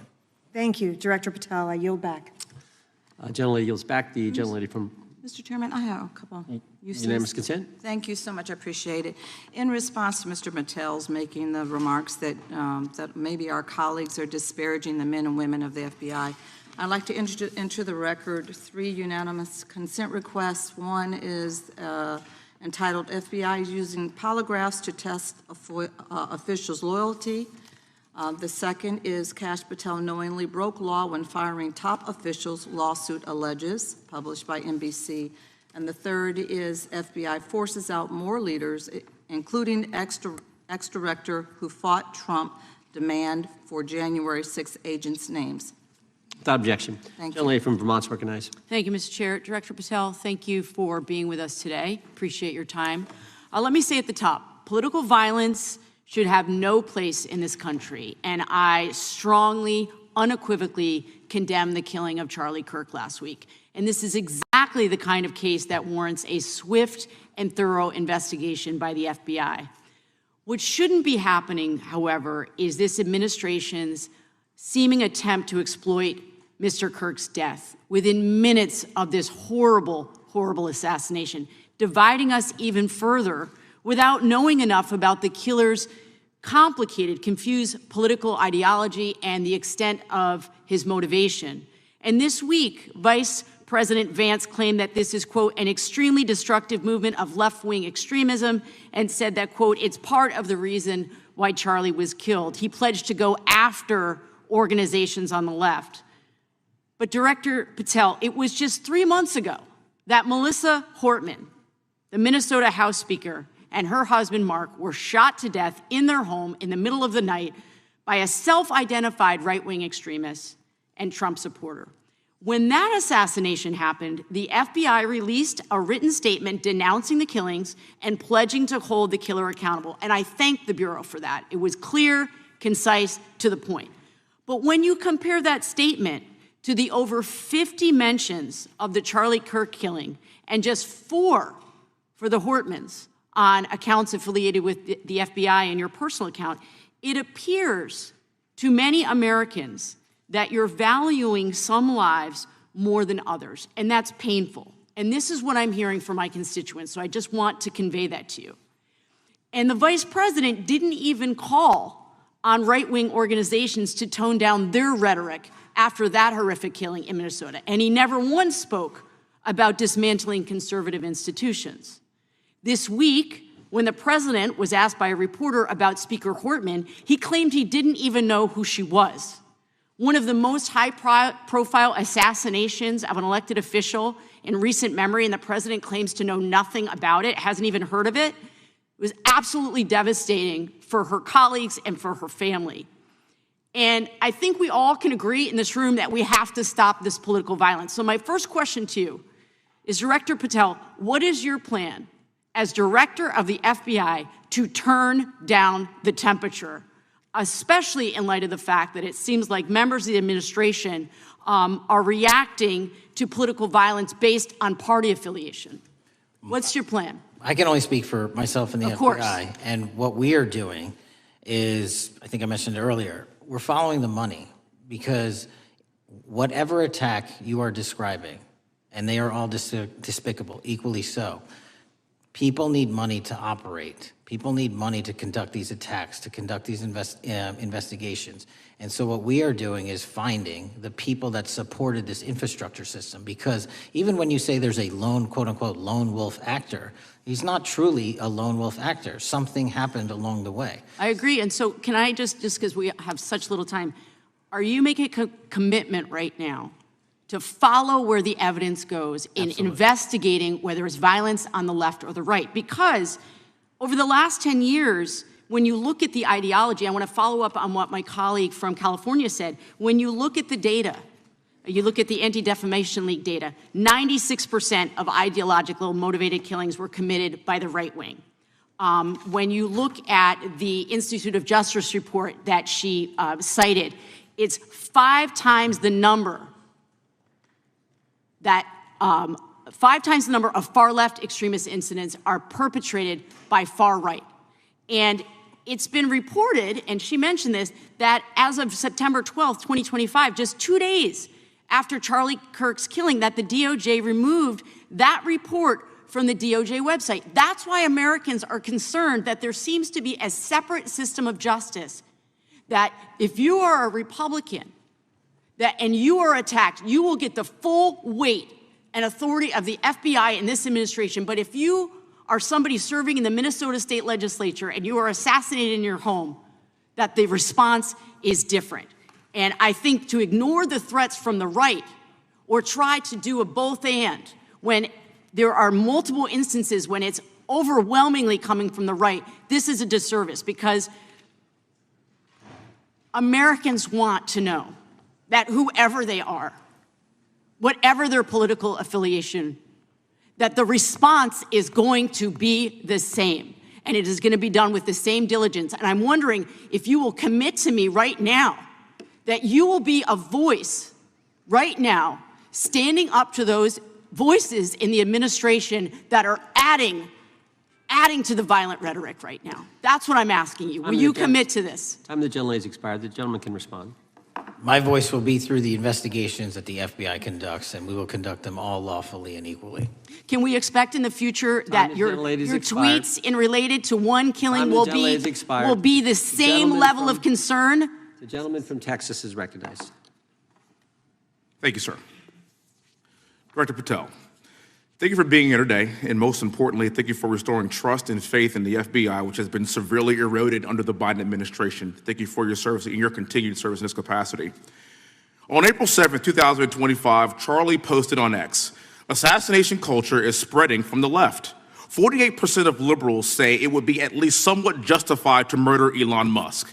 55% say the same about Donald Trump. In California, activists are naming ballot measures after Luigi Mangione. The left is being whipped into a violent frenzy and set back. Whether losing an election or losing a court case justifies a maximally violent response," end quote. And unfortunately for Charlie, that reaction also came when they couldn't win a debate on a college campus. You cannot be intellectually honest and say that this problem is on both sides. It's not just what happened to President Trump, it's also what just happened to Charlie. And we've gotten to a point in America where violence is encouraged. We have a former president of the United States that opens up his campaign in 2019, that's Joe Biden, by saying that his opponent is a, quote, existential threat to this country. Houston, we have a problem. People that you disagree with are not existential threats. They are not Nazis. They are not fascist. They are not racist. They are not deplorable. They are not irredeemable. They are your fellow Americans who have a different perspective on how government should run and what government should look like. Whether or not we should have strong sovereign borders, whether or not we should have safe communities, whether or not we should have places to worship our God and not worry about being shot, whether or not we live in communities and cities that are not overwhelmed by drugs and crime, whether or not we have two genders, and whether or not we have common sense in our policies and our values. And people that believe these things are not existential threats. I happen to be one of these people that believes all of the above, and as someone that served this country in combat, I can assure you I am not an existential threat to this country because I swore to protect her. I also want to point out, how many cities have you seen burned to the ground since Charlie Kirk's death? 0. No summer of love, no riots, no nothing, no looting, no killing, none. We simply gathered and prayed for his soul, his family, and this country, because that's exactly what we represent. And while we might be angry, this righteous anger will carry on Charlie's message and legacy. I want everybody to know something very simple. Charlie is not dead because of what he said. He is dead because people listened. My time is limited, so I have a few questions for you, sir. And again, thank you very much for being here. I really appreciate your time and your service. In your experience in the FBI, have you noticed a precipitous rise in political violence and other associated crimes that you have been investigating so far this year? And if so, is this trend in motive left-wing or right-wing violence? I can always speak generally, sir. There is too much political violence, and it has been a precipitate rise on too many fronts. How do we solve this? We solve this by giving the FBI more authorities to go into and work with the private sector. There are too many online platforms. There are too many social media platforms. There are too many gaming platforms. There are too many places for people from America and around the world to get together without their parents knowing anything about it, without their school teachers knowing anything about it, and infesting the minds of our children and infecting them with radical ideology, and that is the root cause of these problems, and we must tackle it. It is not a 1950s America anymore. In 2025, the cyberspace needs to be tackled. Thank you. Switching gears, when your predecessor sat right there in that seat a couple of years, last year in a committee hearing, I asked him a very detailed question about Matthew Thomas Crooks, the shooter responsible for the assassination attempt on President Trump's life. I didn't get an answer from Chris Wray that day, and I submitted written questions to the FBI and into the record of this committee, and I want to resubmit those questions today because I think we are still awaiting answers to those questions. So, Mr. Chairman, I'd like to submit them for the record, please. I'd like to ask you, sir, and the FBI, under your leadership, would you please respond to these questions, and can you commit to doing that? As soon as the trial's over. Thank you very much. I will end with this.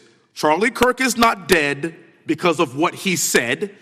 Charlie Kirk is dead because people listened. He set up a tent that said, "Prove me wrong," and exercised his First Amendment right. That's all he did.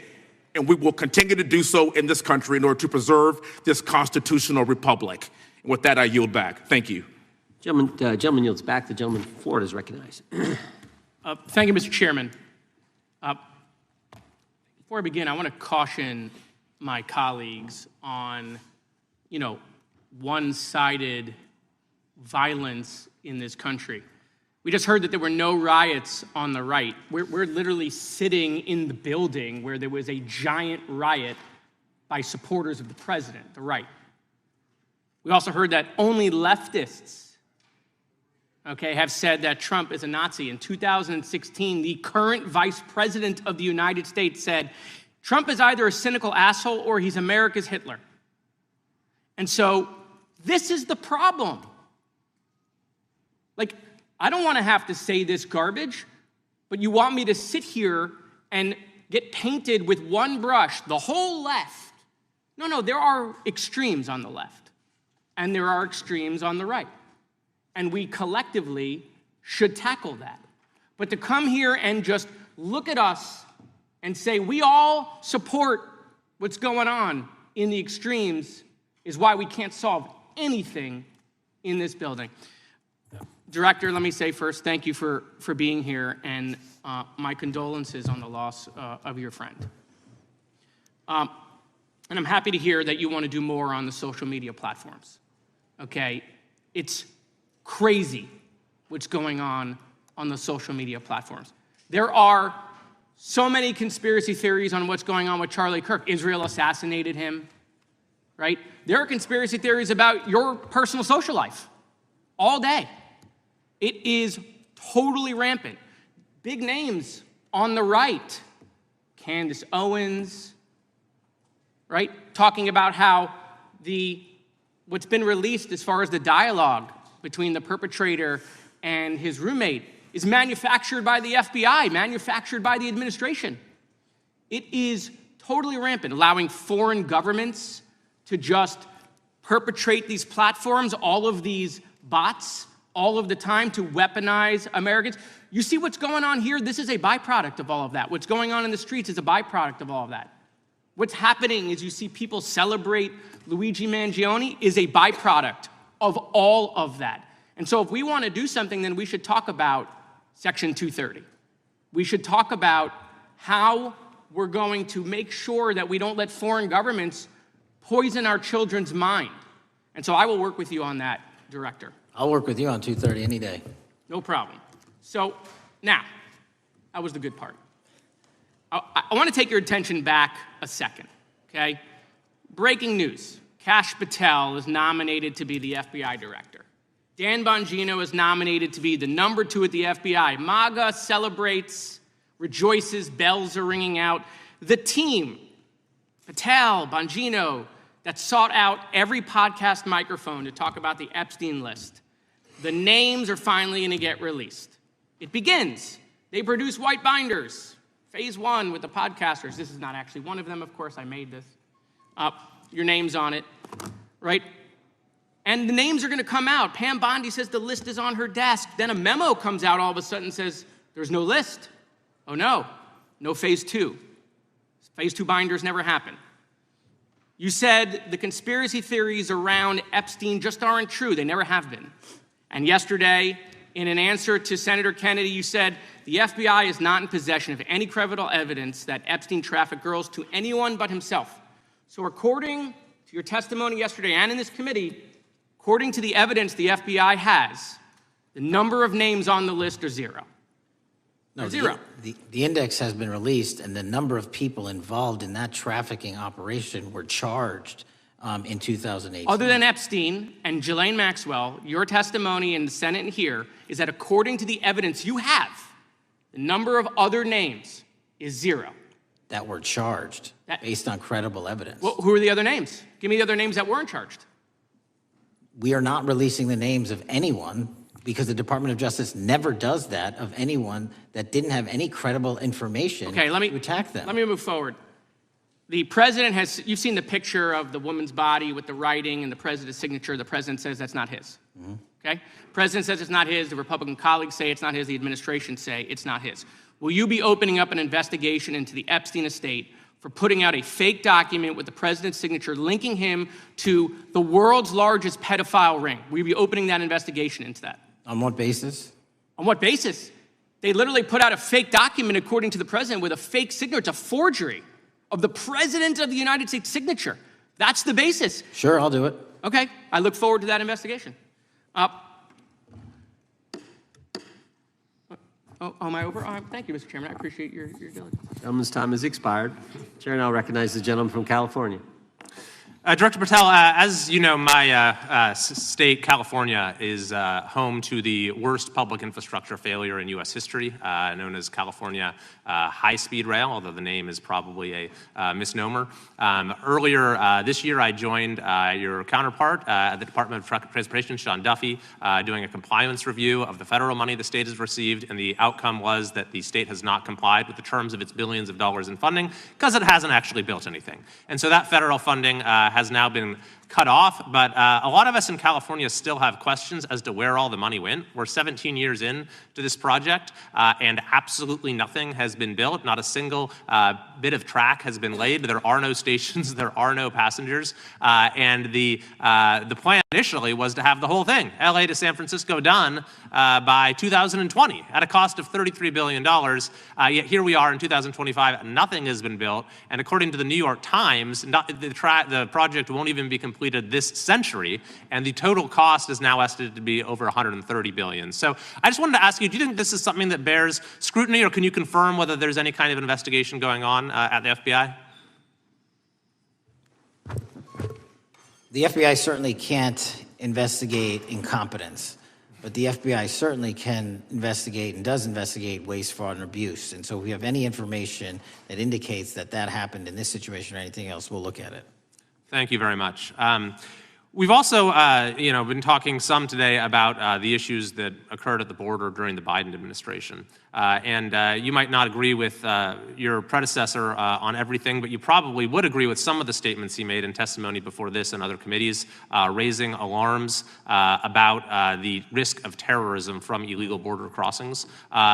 Since becoming director, have you gotten some insight into how well calibrated those warnings were, and what is the status of that risk now? Since becoming director, there's been a sharp decrease of border crossings for known or suspected terrorists from the southern border. But unfortunately, there has been a sharp increase of known or suspected terrorists entering through our northern border. And so what I'm trying to do is work with our northern border states and our interagency to tackle that problem. But it is an absolutely massive border that can't physically be sealed. So we're going to have to get creative and put more resources into that. And in a similar vein, there were over 500,000 unaccompanied children that crossed the southern border during the Biden administration. As we know, many were trafficked either through forced labor or sex trafficking. Do you have any insight as to what the scale of that problem was and how have things changed over the last several months? Other than what you outlined in terms of how it was described, I don't have any additional details. In terms of how many people are being trafficked into this country, especially unaccompanied missing children, that number has drastically reduced because the coyotes that smuggle these children for their criminal activity are the same ones that smuggle in narcotics, or the same one that traffic older age women. They're all interconnected, and because of the sealing of the southern border by this administration, that has come to a near halt. That is a very important point, that we have seen far fewer victims of human trafficking because we've finally prioritized border security. And by the way, you have children who are getting rescued because of the immigration enforcement activities that unfortunately some politicians in my state are trying to stop, thereby stopping those kids from getting rescued. We've seen, of course, a substantial reduction in crime here in Washington, D.C. since the FBI and the National Guard got involved. I'm kind of asking you to state the obvious here, but what is the mechanism there? Why have we seen a reduction of crime when D.C. has had such a huge crime problem for years, and then almost overnight we see such a big difference? Because of the dedication and resources from President Trump's administration to utilize all federal, state, and local assets in a heavily crime-ridden area. I mean, if we did not have a crime-ridden area, then homicides, carjackings, and gun violence would not be dropping by 40, 50, 60%. And when you allow the police, the MPD, to work with federal authorities and allow the National Guard to set up your perimeter, this is what you can do in a few short weeks. And we at the FBI, under Operation Summer Heat, have set those Phase 01 operations in motion 4 months ago, quietly at the direction of President Trump. So we are scattered across cities across this country doing just that. But we're going to need more help to complete the job. Yeah, in too many places in this country, crime has just been treated as sort of a norm, that this is the way things have to be. What's happened in D.C. shows that is not the case if we have the right policies and the right priorities.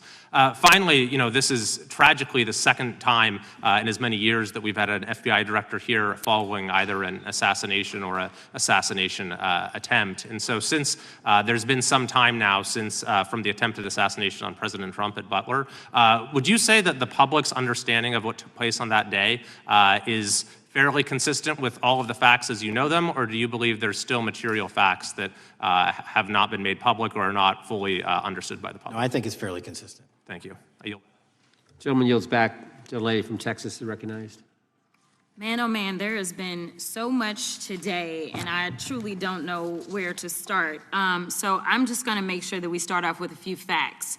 So a couple of facts that we need to make clear for everyone is that, number one, Director Christopher Wray, when he was appointed to be the head of the FBI, was appointed by Donald Trump. Now, I will agree that I definitely take issue with a number of decisions that Donald Trump makes, especially when it comes to the people that he decides to appoint to very important positions, including this one, because I did have to make sure that I wasn't going crazy. But when I say that you are the least qualified FBI director in the history of the FBI, that is real, because you are the only one that never even served with the FBI prior to joining, yet we are supposed to believe that That's you are false. the greatest thing since sliced bread. I didn't ask you a question. Now, what I want to Still go false. through is to talk about why you are a failure and why, honestly, we just need to tell you bye-bye. I know that you got a little upset and you put on your show for your boss because it seems like you're trying to save your job when it came to talking to Senator Booker yesterday. But let's go through some of your failures. So before you were even confirmed, and I think one of my colleague from Georgia, pointed out that you are already targeting career officials so that you could direct illegal firings. Mind you, these cases that you were so upset about, which are the ones tied to Trump, the cases came through his handpicked FBI director. And frankly, when people sit around and say things like, oh, we're happy because now we feel safe. I don't know who feels safe in this country except for the white supremacists, because I specifically as a black woman definitely don't feel safe. And frankly, my colleagues have been real nice to you today, and I applaud them, but I don't have the same demeanor because I know that multiple colleagues on this side of the aisle have faced death threats. In fact, somebody tried to kill one of my colleagues. And frankly, I don't know if this FBI or under your leadership, if those people would have been caught. I don't have any confidence in you. And if we start talking about the reasons that I lack confidence, we could start with you not just wanting to acknowledge some simple facts. Simple facts like the vast majority of the threats are coming from right-wing extremism. And I know my colleagues have tried to stress this, but I decided that I would maybe do it in a different way. Number one, I have a couple of UCs. Kim Buck, one of multiple Republicans receiving death threats for voting against Jim Jordan as House Speaker. Without objection. Another one, Republican lawmaker says she received death threats after voting against Jim Jordan in Speaker's race. Without objection. In addition, there was another one from another colleague who now is leaving Congress because they said that they were calling his wife anonymously and threatening her life to the extent that she ended up sleeping with a firearm. Without objection. Okay, so here's the deal. How are we supposed to have confidence when you're sitting up here telling the Senate yesterday that it will take you 14 years before you can get the FBI fully staffed to do their jobs? You're also now redirecting resources so that they can go and play ICE agents on the streets. You're getting rid of your most qualified people, and even when it came down to somebody that you consider to be a friend, you were posted up having some fancy dinner to the extent that you posted not only once erroneously, you posted twice erroneously as it relates to catching somebody, and then you want to go and say, let me take a victory lap. Because honestly, if it wasn't for parents deciding that they were going to turn in their child, it seems like y'all wouldn't have got there. even though he literally confessed online. So I'm confused about what it is that the FBI is doing except for trying to put on a show for the apprentice or whatever you want to call him. The day after all of this took place, there was domestic terrorism that was taking place at HBCUs. They were targeted. Yet I didn't hear anything from the FBI about what was going on. And again, black people kept saying, how did we end up in this? Because the numbers are so very clear that white supremacy is a problem. And honestly, I've not heard anything out of you today that makes me believe that you're going to do anything about the white supremacy problem. The one that is leading to children being killed, children being shot, as well as members of their community as they're worshiping in their churches. The time of the gentlelady has expired. If the gentleman would like to respond to any of that.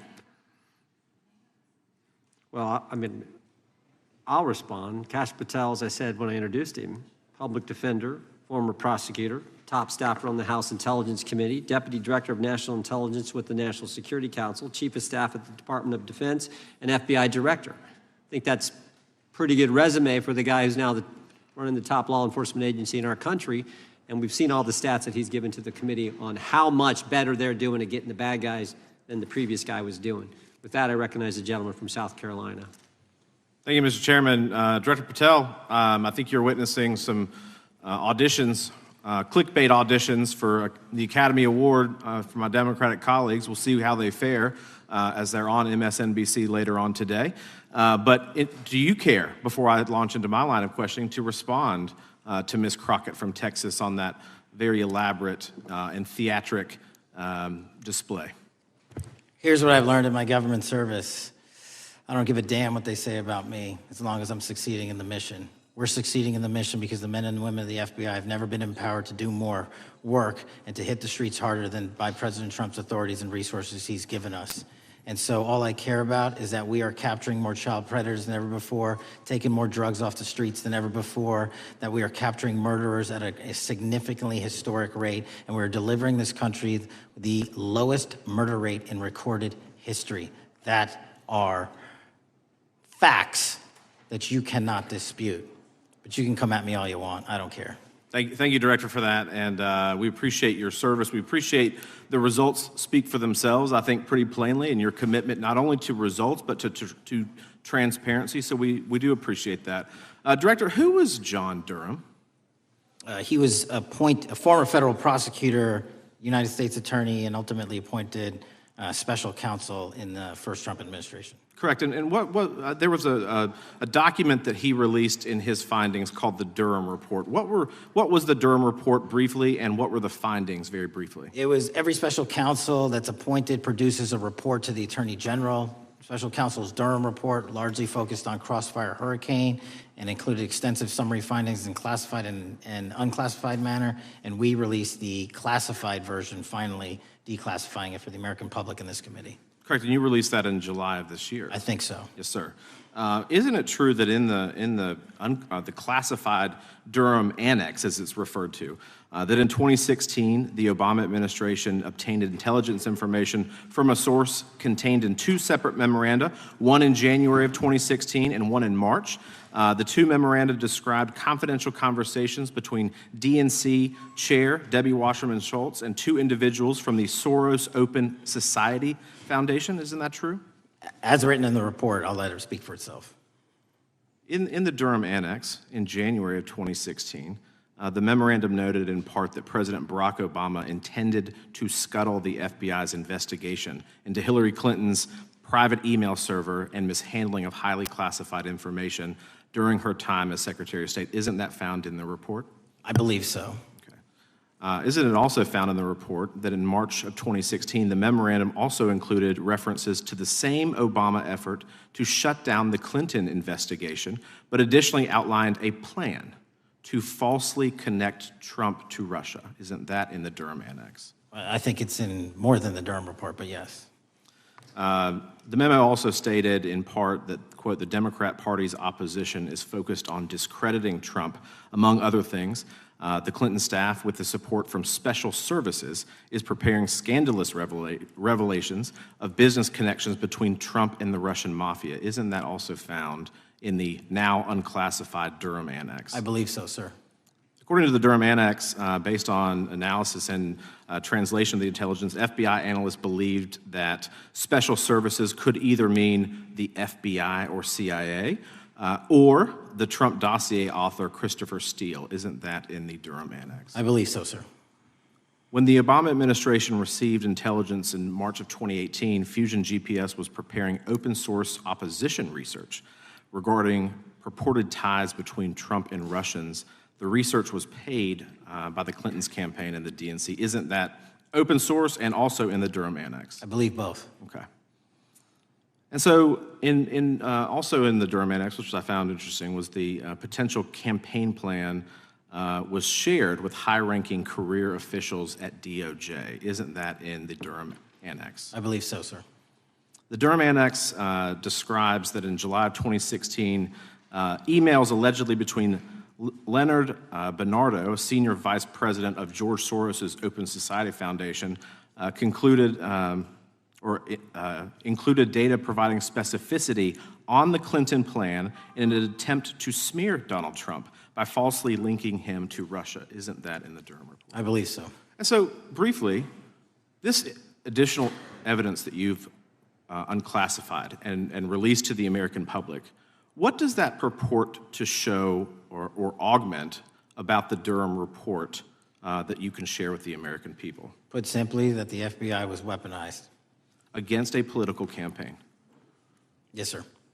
Thank you for that, Mr. Chairman. I yield back. Gentleman yields back.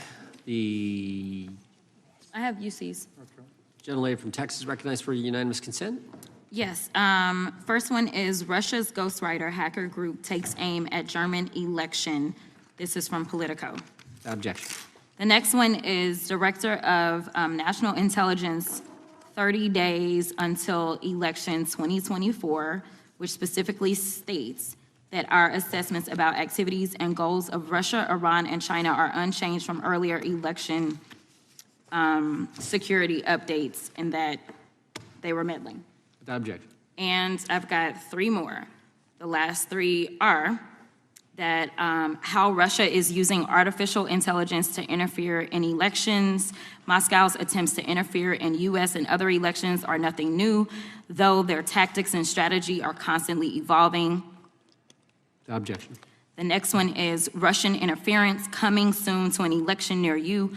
Russia pursues a systemic strategy of undermining elections and influencing public opinion in the West. EU and NATO countries must recognize that Moscow often acts through agents within their own borders and build resilience to such interference. And what's the source? This one is Carnegie. Didn't do it in the 4 years of the entire prior administration. Nationwide, we've been executing our Operation Summer Heat, the FBI's national focus on targeting violent crime based on intelligence-driven operations. Ask the citizens of Seattle, Miami, Memphis, Charlotte, Chicago, New Orleans, to specifically highlight New Orleans and Nashville. There has been a 250% increase in violent crime arrests in those cities alone, and other mid-major cities that I've just listed. In just a few short months, we have already unleashed 1,000 FBI personnel across this country. Every single state across this country is getting a plus-up. This is a fiction that the FBI is short or that we are compromising the men and women in the field. They do not need to be in Washington, D.C., so we're sending them into the field to each and every one of your states. Because of that, crime is at an all-time low. We had to do it because of the explosion of crime. And maybe the most important stat for Americans to realize, in just 7 months, we are on track to produce the lowest murder rate in modern U.S. history by double digits. Those are results not of mine. Those are results of the men and women of the FBI. If you want to criticize me, bring it on, but do not attack the brave leaders in the field. We are also working 24/7, 365 on the opioid epidemic that is killing more than hundreds of thousands of people a year. We have seized 1,600 kilograms of fentanyl off the streets so far in 7 months. Year-to-date, 25% increase. To put that in perspective, that's enough to kill a third of the American population, 120 million Americans. 100,000 kilograms of cocaine and meth gone off the streets. Earlier this year, I highlighted in Cincinnati, Ohio, how we're getting creative to chase down those that were willing to do harm to our citizens, not just by striking at the heart of the fentanyl producers, but the fentanyl precursor companies in China. And we indicted for the first time multiple companies and individuals, not just in America, but in mainland China, that are producing the ingredients that produce and make fentanyl that kill our children. And we're going to keep going. Counterterrorism work, cyber attacks, and foreign adversaries are something the FBI must never sleep on, and we are not sleeping. In the counterintelligence space alone, this year, year-to-date, 30% increase in counterintelligence arrests from the DPRK, Russia, Iran, and China. And I want the American people to know, in this setting, there's a lot of work that the brave men and women in the FBI are doing we just can't get into, but they don't stop. Our cyber threats, ransomware attacks, those harming our children online.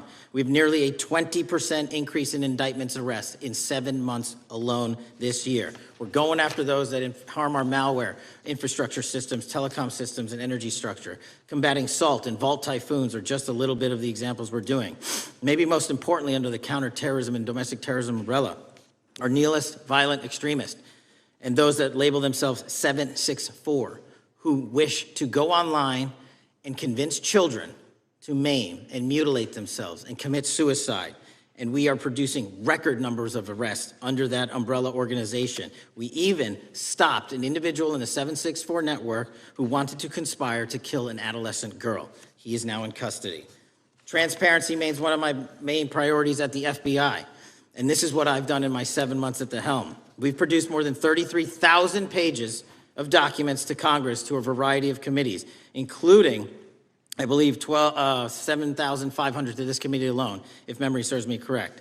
To put the 33,000 in perspective, my predecessor in 7 years produced 13,000 pages in total to the United States Congress. His predecessor in 4 years produced 3,000 pages in total. I repeat, I have produced 33,000 pages in 7 years to this Congress and will continue to do so.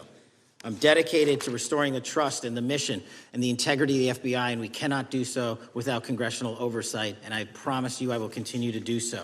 On the Epstein case, the original sin on the Epstein case was how it was handled by Mr. Acosta when he first brought the case in 2006, 7, and 8.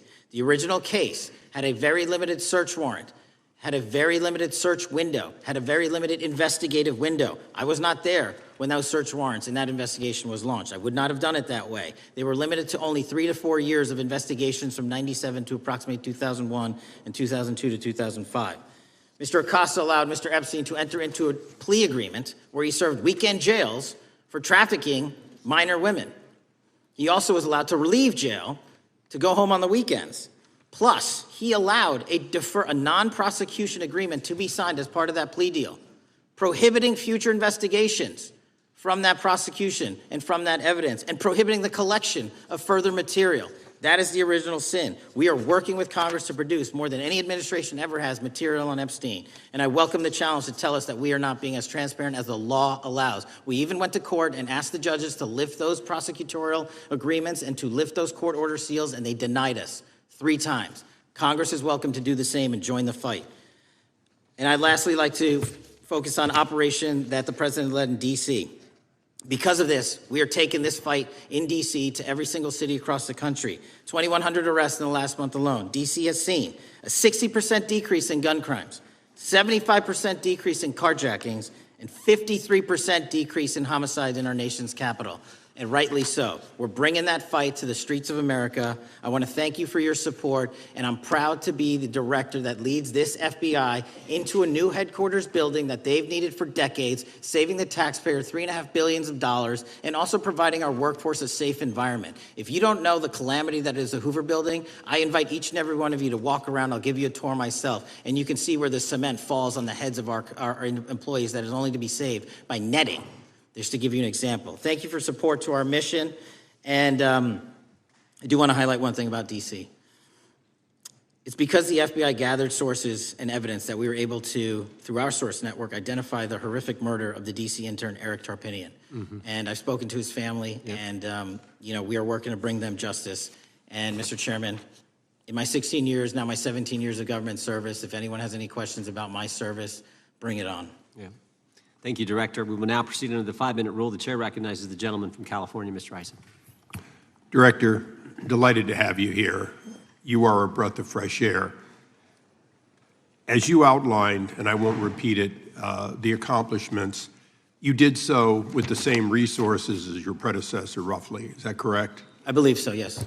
And so how much of that has to do with taking people out of the backside of the FBI and moving them into the field, into doing the job for which we primarily pay the FBI? It's exactly what we needed done. 1/3 of the FBI's workforce resided in the National Capital Region before I got there. 1/3 of the crimes do not happen in Washington, D.C. Not anymore. Not anymore. So 1,000 personnel of the FBI were deployed across this country on a permanent basis, and every single state in this union is getting a plus up, not a reduction, a plus up of 1811s of intel analysts and support staff. And that is why the crime rates are going down in record numbers. Thank you for doing that, and you know, it's perhaps the hardest thing for a bureaucrat to do is to lower the head count around them that support them, and I appreciate your willingness to do it different than your predecessor. A lot of what you covered earlier was the find, the discovery, and then the prosecution that is done by the DOJ. But I want to talk a little bit about the prevent side. On the Charlie assassination, sir? No, on all of these. Okay. Okay, for example, and I'll bring it up before the Democrats bring it up, January 6th. January 6th, we now know, because of your find, that in fact there were people involved who were not just observers but participants who in fact, it's been alleged, and I personally believe, in fact, were part of promoting, perhaps even the one woman who died, encouraging her to walk through a door that led to her death. When you see that kind of activity, and you know it was done under predecessors with full knowledge, whether it's January 6th, where embedded people crossed the line, or any other activity, including obviously the Russian hoax that we're now dealing with up in, front and center. My question to you is, what can you or others do to prevent it from occurring again? Not on your watch, but on future watches. How can we know that this won't happen again the moment you leave the FBI? It's simple. What I'm doing through our leadership cadre is having FBI agents do what they were trained to do, not what they were not trained to do, not put them in situations that both harm them and the public. We're also utilizing our SORT networks and prioritizing the threat structure to go after the narco traffickers, the counterterrorism people, the counterintelligence threats, and the cyber threats. That's what they were trained to do, and that's what we're letting them do. One major question I have, after decades of doing this, on our side of it, both the chairman, myself, and others, both at oversight and here, have seen that the FBI and the Department of Justice hide behind non-statutory practices. Now, you've changed the interpretation of many of those practices. That's why we're getting the discovery that was previously withheld. How do we work together to make sure that we never again have false walls, non-statutory walls that say the Department of Justice has a prohibition about giving, quote, you fill in the blank, that has led to the chairman not seeing anything until you took over? I'm wedded to aggressive constitutional oversight. Having been a House congressional staffer, I know that is an important part of securing our democracy. And the way we make it an everlasting, enduring process is by showing the American people the results of what we are doing and the important work of this committee and putting it out to them so they can see government waste, fraud, and abuse. And then they can demand from our constituents and our electors that they want this process to continue. Last major question here. Some things are so sensitive that we both would agree they cannot be made public. Will you commit to this committee when it is too sensitive to disclose that you would at least make it available for in-camera review by the chairman and ranking members or others designated? I have done that, and I will continue to do that. Well, thank you, Mr. Chairman. This is a breath of fresh air.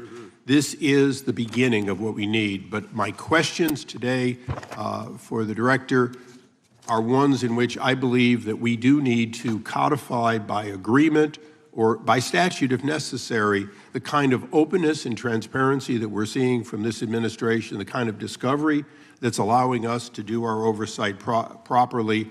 And I would hope that that be the follow-up to this, obviously along with the Attorney General. And I yield back my 4 seconds. Thank you. The gentleman yields back. The gentleman from New York is recognized. Thank you, Mr. Chairman. Welcome, Director Patel. In the wake of the tragic murder of Charlie Kirk, Donald Trump said, quote, "Violence and murder are the tragic consequences of demonizing those with whom you disagree, day after day, year after year, in the most hateful and despicable way possible," close quote. I would note for the record that Donald Trump has famously demonized practically every person he has ever disagreed with, and therefore, using his own logic, he has put their lives at risk. I should know, about 2 weeks ago, when I announced my decision not to my decision not to seek re-election, many people on both sides of the aisle, including the chairman, offered me well wishes and thanked me for my service. Donald Trump, on the other hand, took to Truth Social to call me a, quote, "psychopathic nut job," among other things. Yesterday, I received a threatening note filled with anti-Semitic comments and hateful attacks that mimicked some of the same language used by the president.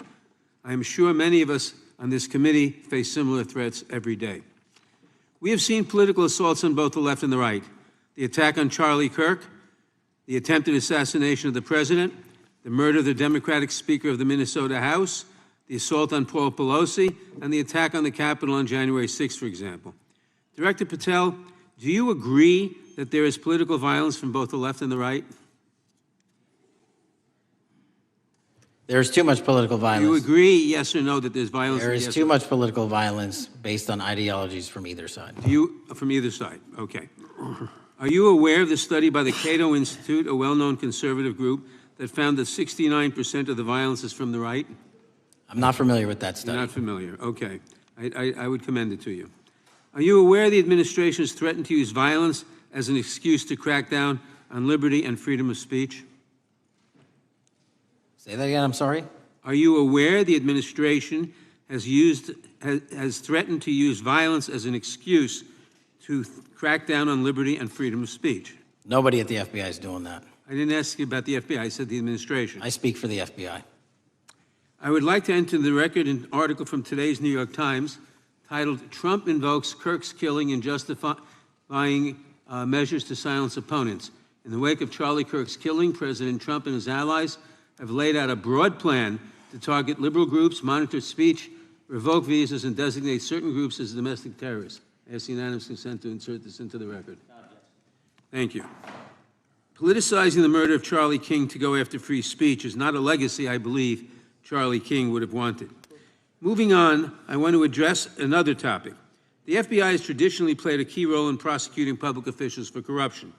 But I fear that at a time when the president is accepting planes from Qatar for his post-presidential personal use, issuing pardons to major donors, and personally profiting from the office of the presidency, the FBI may be abandoning its commitment to investigating public corruption.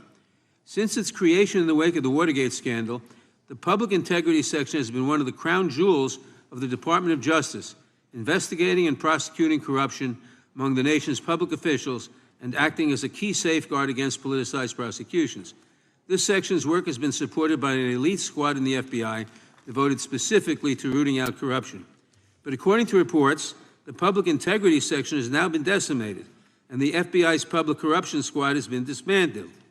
I would like to submit for the record a New York Times article entitled, "FBI Dismantles Elite Public Corruption Squad." I ask unanimous consent. Thank you. These actions are an invitation to corrupt politicians to break the law, since they know that the government is asleep at the switch. Last month, Senator Warren and I, along with dozens of other members of Congress, wrote to you and Attorney General Bondi expressing grave concern over your decision to effectively legalize corruption and to politicize prosecutorial decisions. And he asks unanimous consent to enter this letter into the record. Thank you. I don't have time today to walk through all your questions, all of our questions and concerns, but will you commit to answering this letter in short order so that we can understand what factors led to this decision and how it has impacted the ability to hold corrupt officials accountable?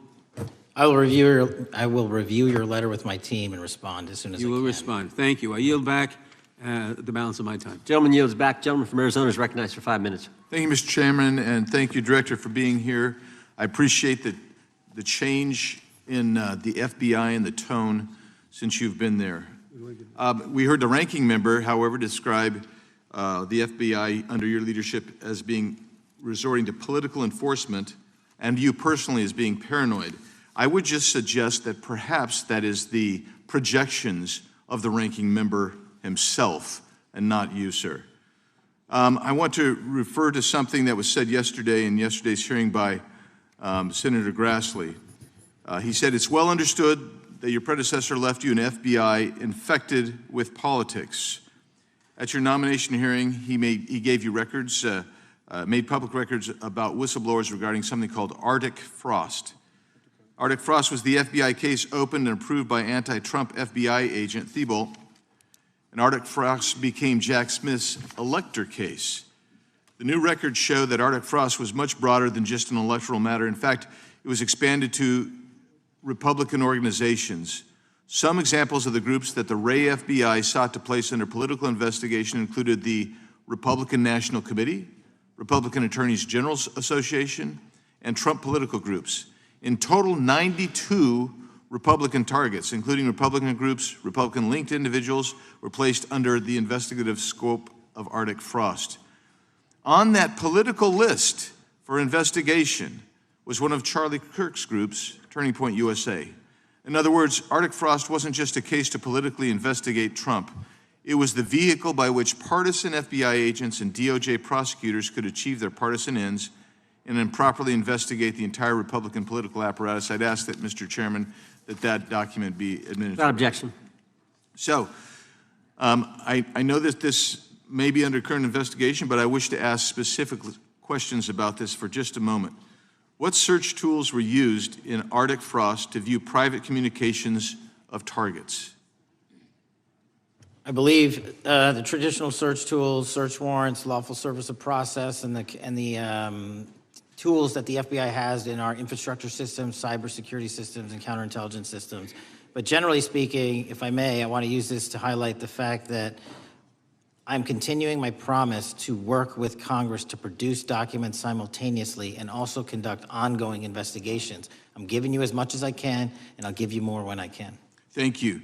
Another question regarding that is, were there any directives from the Biden White House concerning the Arctic Frost investigation? Were there any directives or communications from the Biden White House itself concerning the Arctic Frost investigation? I'll just rely on what was turned over to date, sir. Okay.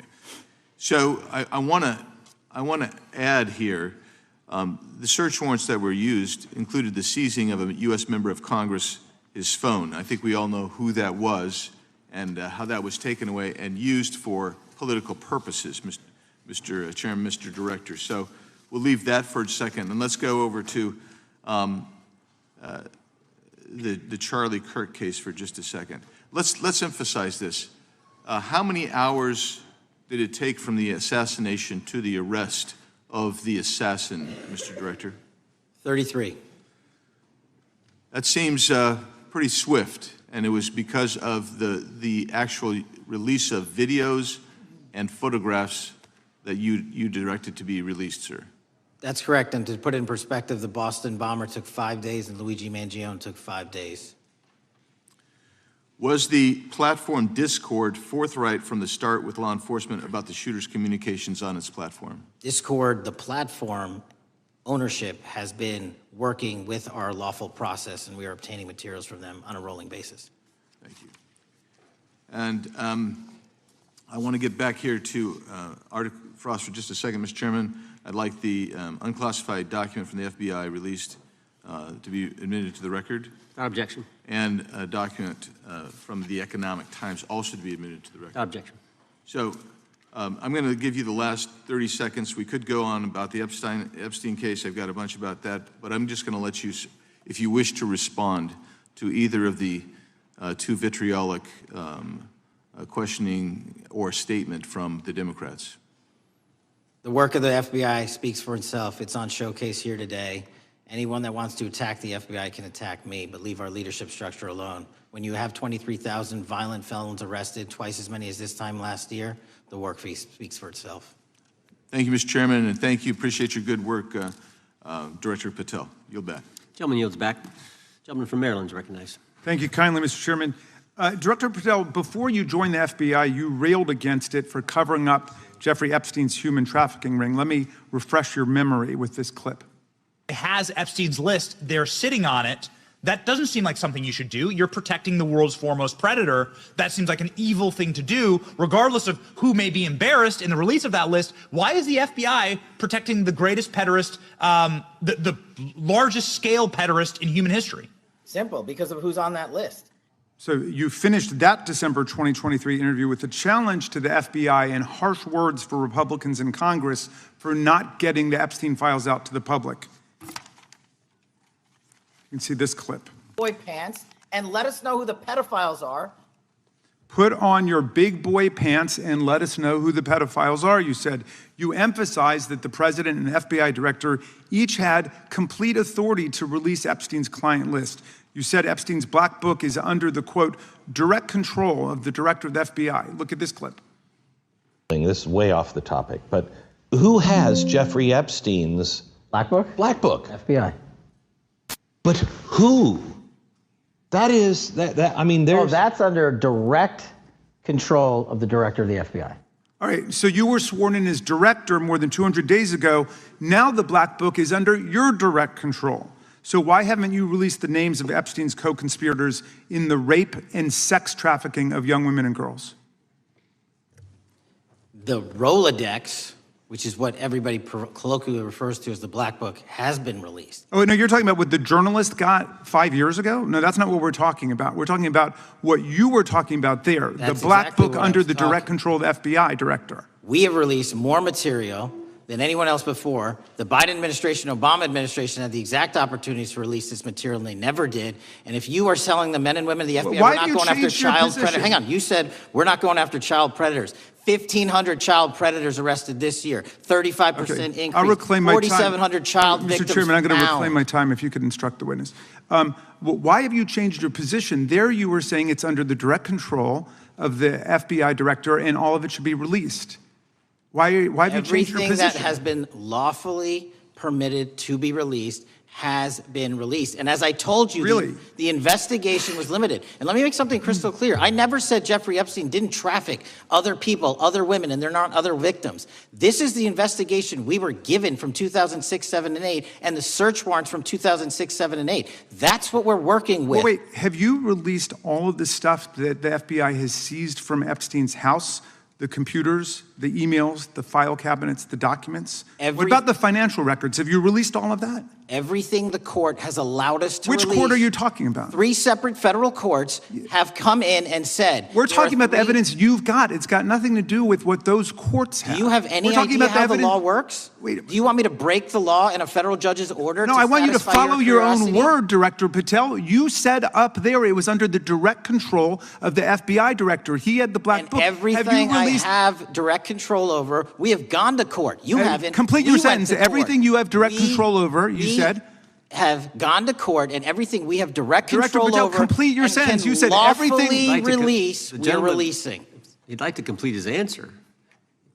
You began the sentence, everything you have direct control over, and then you stopped that sentence. You've released everything that you have direct control over? And I have direct control over and can lawfully release. If you're not familiar with the court orders, that's not my fault. Oh, I'm Go perfectly, look at them. I'm perfectly familiar court. with them. But how did we prosecute Ghislaine Maxwell?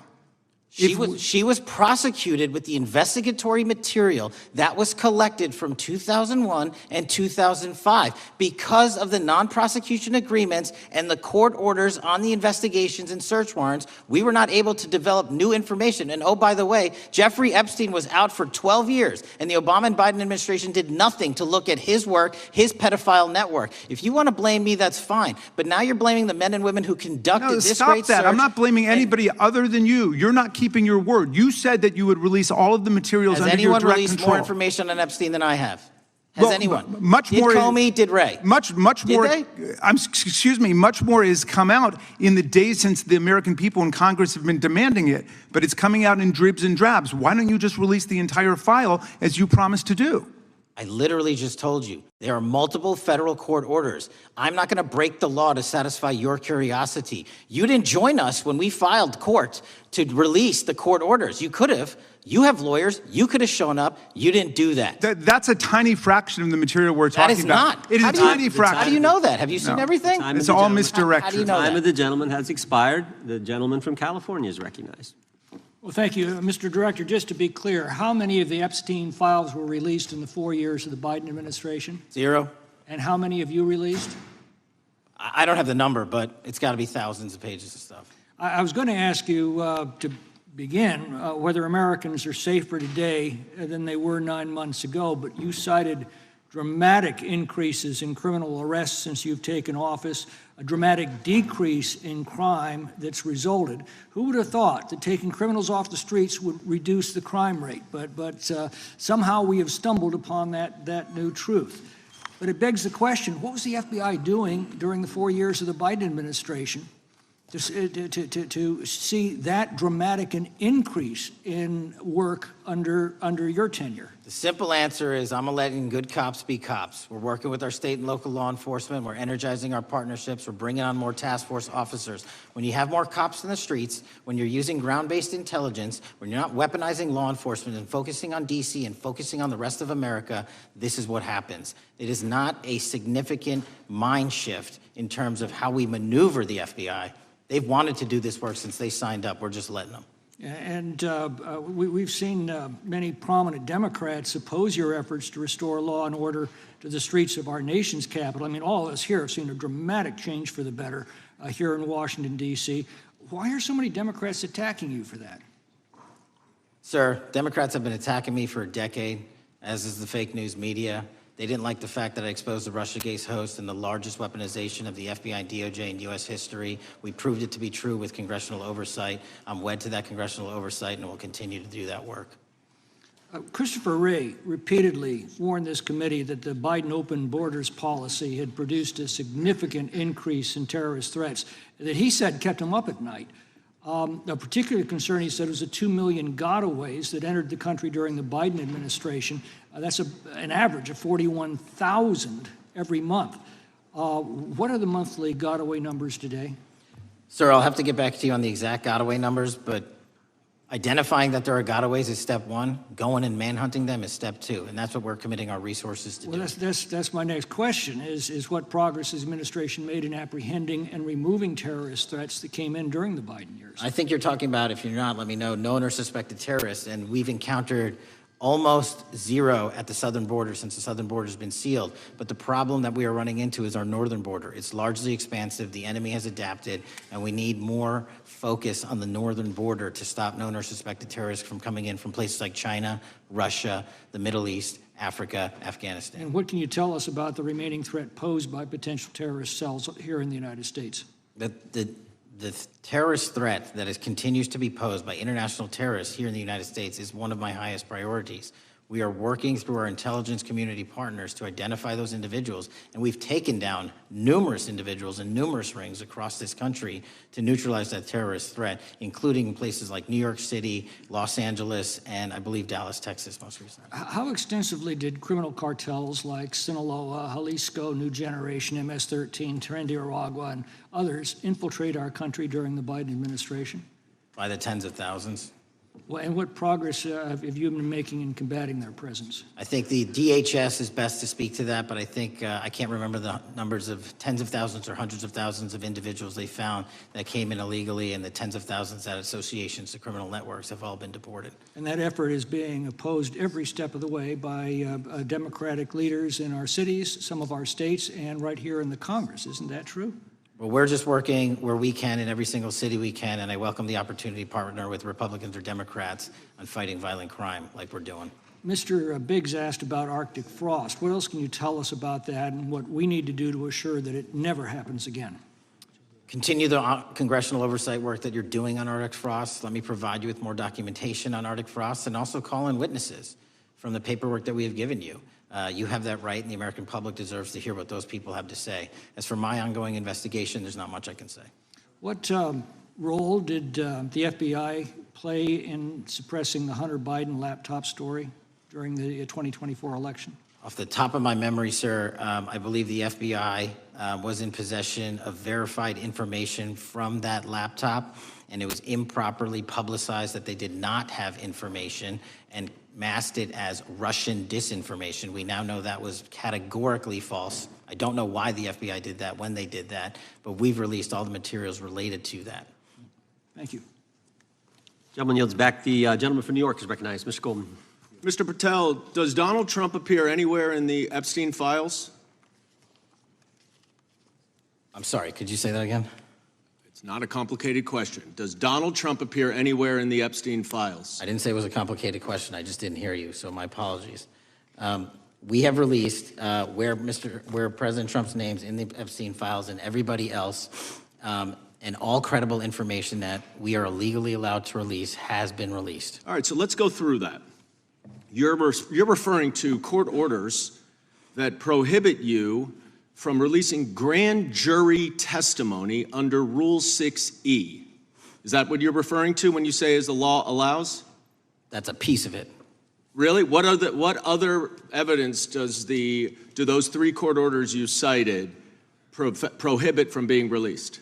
Information that was collected pursuant to those search warrants that were limited Wrong. in fashion. Wrong. Okay. That's not what the court order says, and that's not under 6E. And you're talking, and I said that's 6E, and I said there was others, and I'm answering that. There are sealed court order documents. There are protective orders. They are unsealed as part of discovery given to Ghislaine Maxwell. They are no longer sealed. That's just not true. We can argue about it all you want. Okay, well, you agree that there are, so your testimony here is that the reason why you are not releasing all of the videos that you have acknowledged, there are so many, and that the FBI spent thousands of hours of reviewing, the photographs, and the photographs that you have. You're saying that you're not releasing those because there's a court order requiring them to be sealed? Is that your testimony? Never said that about the videos. On the totality of the videos, of the thousands of images that were seized pursuant to the search warrants executed at the time,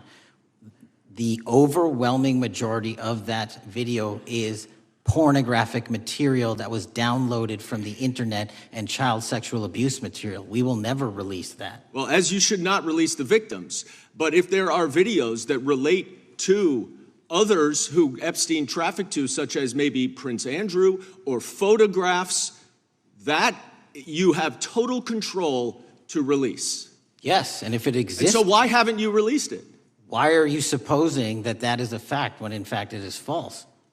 Are you saying that You're saying that none of the videos relate to anything relevant to the Jeffrey Epstein trafficking ring? Every single video that we have collected pursuant to the prior search warrants has been examined for the last 10 years.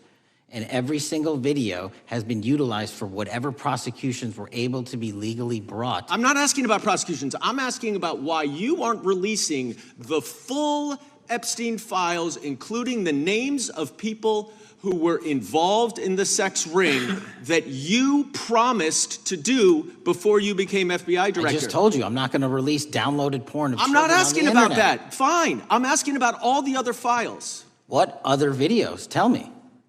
Tell me. That's what I'm asking. Tell me. You're saying there are no videos that would be relevant to anyone else involved in the Jeffrey Epstein sex ring. Pursuant to Mr. Acosta's collection of information based on the search warrants. That's all we have in our possession. And I'm asking you, that stuff. That's all we got. I'm not asking all you got. I'm asking you, in that stuff, there's nothing that's related to any other any other people engaged with Epstein in underage sex. That's correct. To my knowledge, no. Okay. Let's talk about the witness interviews. 302s of witness interviews. Those are not subject to the court order. Those are not subject to any fictional sealed order for a search warrant. Why aren't you releasing those with the redacted names of the victims? We are releasing as much as legally allowed. That's why we went back to the courts. How is that not legally allowed? Sir, do you know how court orders work? Do you know how protective orders work? Actually, Do you know how Mr. sealing Patel, orders I was work? a real prosecutor for 10 years. I know exactly how. So I was a court fake one? orders. And I want to understand what the court order prevents you from releasing witness statements that the FBI took. You should know that as a real prosecutor, when the court hand downs a protective order and a motion to seal, the material is sealed unless that your judge testimony waives here it. is that all of those witness statements are under a court order, a protective order. We are providing everything we can legally provide. No, that's not my question. My My question is, why are those witness statements that are not grand jury testimony, that if they were under a protective order are no longer under a protective order, why are they not being released? How are they not under a protective Why are you not going to the court like you did for the grand jury testimony to unseal those records? The DOJ did go to the court. No, not on those records. Why aren't you going? gentleman. You just went on grand jury. Time of the gentleman has expired. You are hiding the Epstein files, Mr. Time of the Patel. gentleman has expired. You are part of the cover-up. Can I respond? You sure can. Any allegations that I'm a part of a cover-up to protect child sexual trafficking and victims of human trafficking and sexual crimes is patently and categorically false in the work of my So I hope you will talk to them when they have requested to speak with you. Because the victims have requested and you are not responding to them. Director, yes or no, is the FBI still spying on parents at school board meetings? No, sir. Is the FBI still targeting Catholics? No, sir. Is the FBI still spying on President Trump? I don't believe so. Is the FBI still censoring Americans? No, sir. Is the FBI still targeting Americans for shopping at Cabela's or purchasing Bibles? Nobody is targeted for their faith. Is the FBI still targeting Americans who are pro-life? Nobody is targeting anyone for their beliefs. Is the FBI still cooking the books on crime data? The crime data is real. Is the FBI still purging agents for conservative viewpoints? No one at the FBI has asked their viewpoints on politics. Is the FBI still labeling the Betsy Ross flag, the flag of the American Revolution, a hate symbol? No. Well, maybe that's why you've been able to, what was the number? 23,000 bad guys you've arrested, a huge increase from the same time period in the previous administration. I think you said 1,400 predators, 4,000 children rescued. Were those the facts? 4,700, 35% increase on children rescued. Yeah. And you got the guy to Abbey Gate? We got the Abbey Gate guy. We had a guy from the 4th District of Ohio who lost his life there serving our country. We appreciate that. Maybe when you're not focused on politics, you can actually do what the FBI is supposed to do. Go get the bad guys, right? That's what the men and women of the FBI do. Director, did John Brennan lie to Congress? Let me just read a couple things, actually, before you answer that. 2 years ago, we had Mr. Brennan in for an interview, and I asked him, how'd you learn about the dossier in December of 2016? Mr. Brennan replied, I received a copy of it from the FBI, and the CIA was very much opposed to having any reference or inclusion of the Steele dossier in the intelligence community assessment. That's what John Brennan told the United States Congress. 7 weeks ago, the Director of National Intelligence told us this: John Brennan lied and denied using the dossier in the intelligence community assessment because he knew it was discredited. CIA officer told the House Intelligence Committee Brennan refused to remove it, and when confronted with the dossier's main flaws, he responded, yes, but doesn't it ring true? John Brennan lied to us? Mr. Chairman, I won't stylize the evidence. What I will say is that the intelligence community assessment, those that created it and any individual involved with it, is an ongoing investigation. There's an investigation into what took place in December and January of December 2016, January 2017, when this whole thing started, this grand conspiracy. That is being investigated, is that right? That has been publicly announced by the department. That's been announced by the department. Did Chris Wray hide documents from this committee? You would know better than me, sir. Well, I think you told us like 700 pieces of information you've given this committee since you've been the director relative to just one incident, the Catholic memorandum from the Richmond field office. I can give you the comparison, sir. Yeah, the Catholic memo, I believe we turned over 750 documents. In Mr. Ray's tenure, I believe they turned over 19 pages. 19 pages. You've given us 700. Why would Chris Wray hide information from this committee? You'd Want have to to hazard ask a guess? I'm sorry? Hazard a guess why he would do that? I don't know, sir. I think maybe it was because FBI was spying on a priest.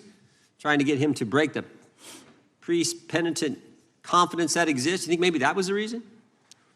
You'd have to ask him, sir. Yeah, we'd love to do that. I want to read a few names here. Arctic Haze, Tropic Vortex, Riding Hood, Foggy Falls, Echoes Fate, Sirens Lure, Genetic Christmas. What are these code names about, Director? You know? Not off the top of my head. Well, Arctic Haze, Tropic Vortex. My understanding, these are code names for leak investigations of classified information from the year 2017. Does that ring a bell? In terms of leak investigations, many of those are classified and many of those are ongoing, Mr. Chairman. But we are working with you to produce documents as we close those investigations or as we declassify them. Let me ask you this question, because this is something I've wondered about, the way the FBI used to work. The way this whole thing so many of these things unfolded. Seems to me you had all these people in government leaking information that then gets reported in the press, and there's a story written about it, and then that article is then used to further the investigation and move forward with what they want to do. Did that take place back in 16 and 17? That's the exact scenario that took place in the FISA application for Carter Page and the rest of the Trump campaign. And that is frightening, because that's what the CIA is supposed to do in foreign countries. It's not supposed to happen to Americans. But it did, didn't it, Director? Yes. And not just any Americans, it happened with the President of the United States. Is that accurate? Yes, sir. Yeah, and you were the key guy in helping expose that. And I think our country will be forever grateful for what you did to let the country know that was going on involving Americans, which is not supposed to happen, and not just, again, any American, but the President of the United States. Chair now recognizes the gentlelady from California. Thank you, Mr. Chairman. I'm concerned by reports that FBI agents have been diverted from their important work on crime and anti-terrorism to work on matters that are not critical to our safety. I'd like to play the video, the whole video. Jeffrey clip. Epstein's Black Book? Black Book. FBI. But who? That is, I mean, there's... Oh, that's under direct control of the director of the FBI. But the Black Book, it's not just sitting, I mean, that's Hoover power times 10. And to me, that's a thing I think President Trump should run on. On day one, roll out the Black Book. In contrast to that attitude of let it all out, we're getting reports of actions that run contrary to getting everything out, and that also involve diversions of FBI resources. For example, an FBI whistleblower reported that you were pressured by the Attorney General to place 1,000 personnel on 24-hour shifts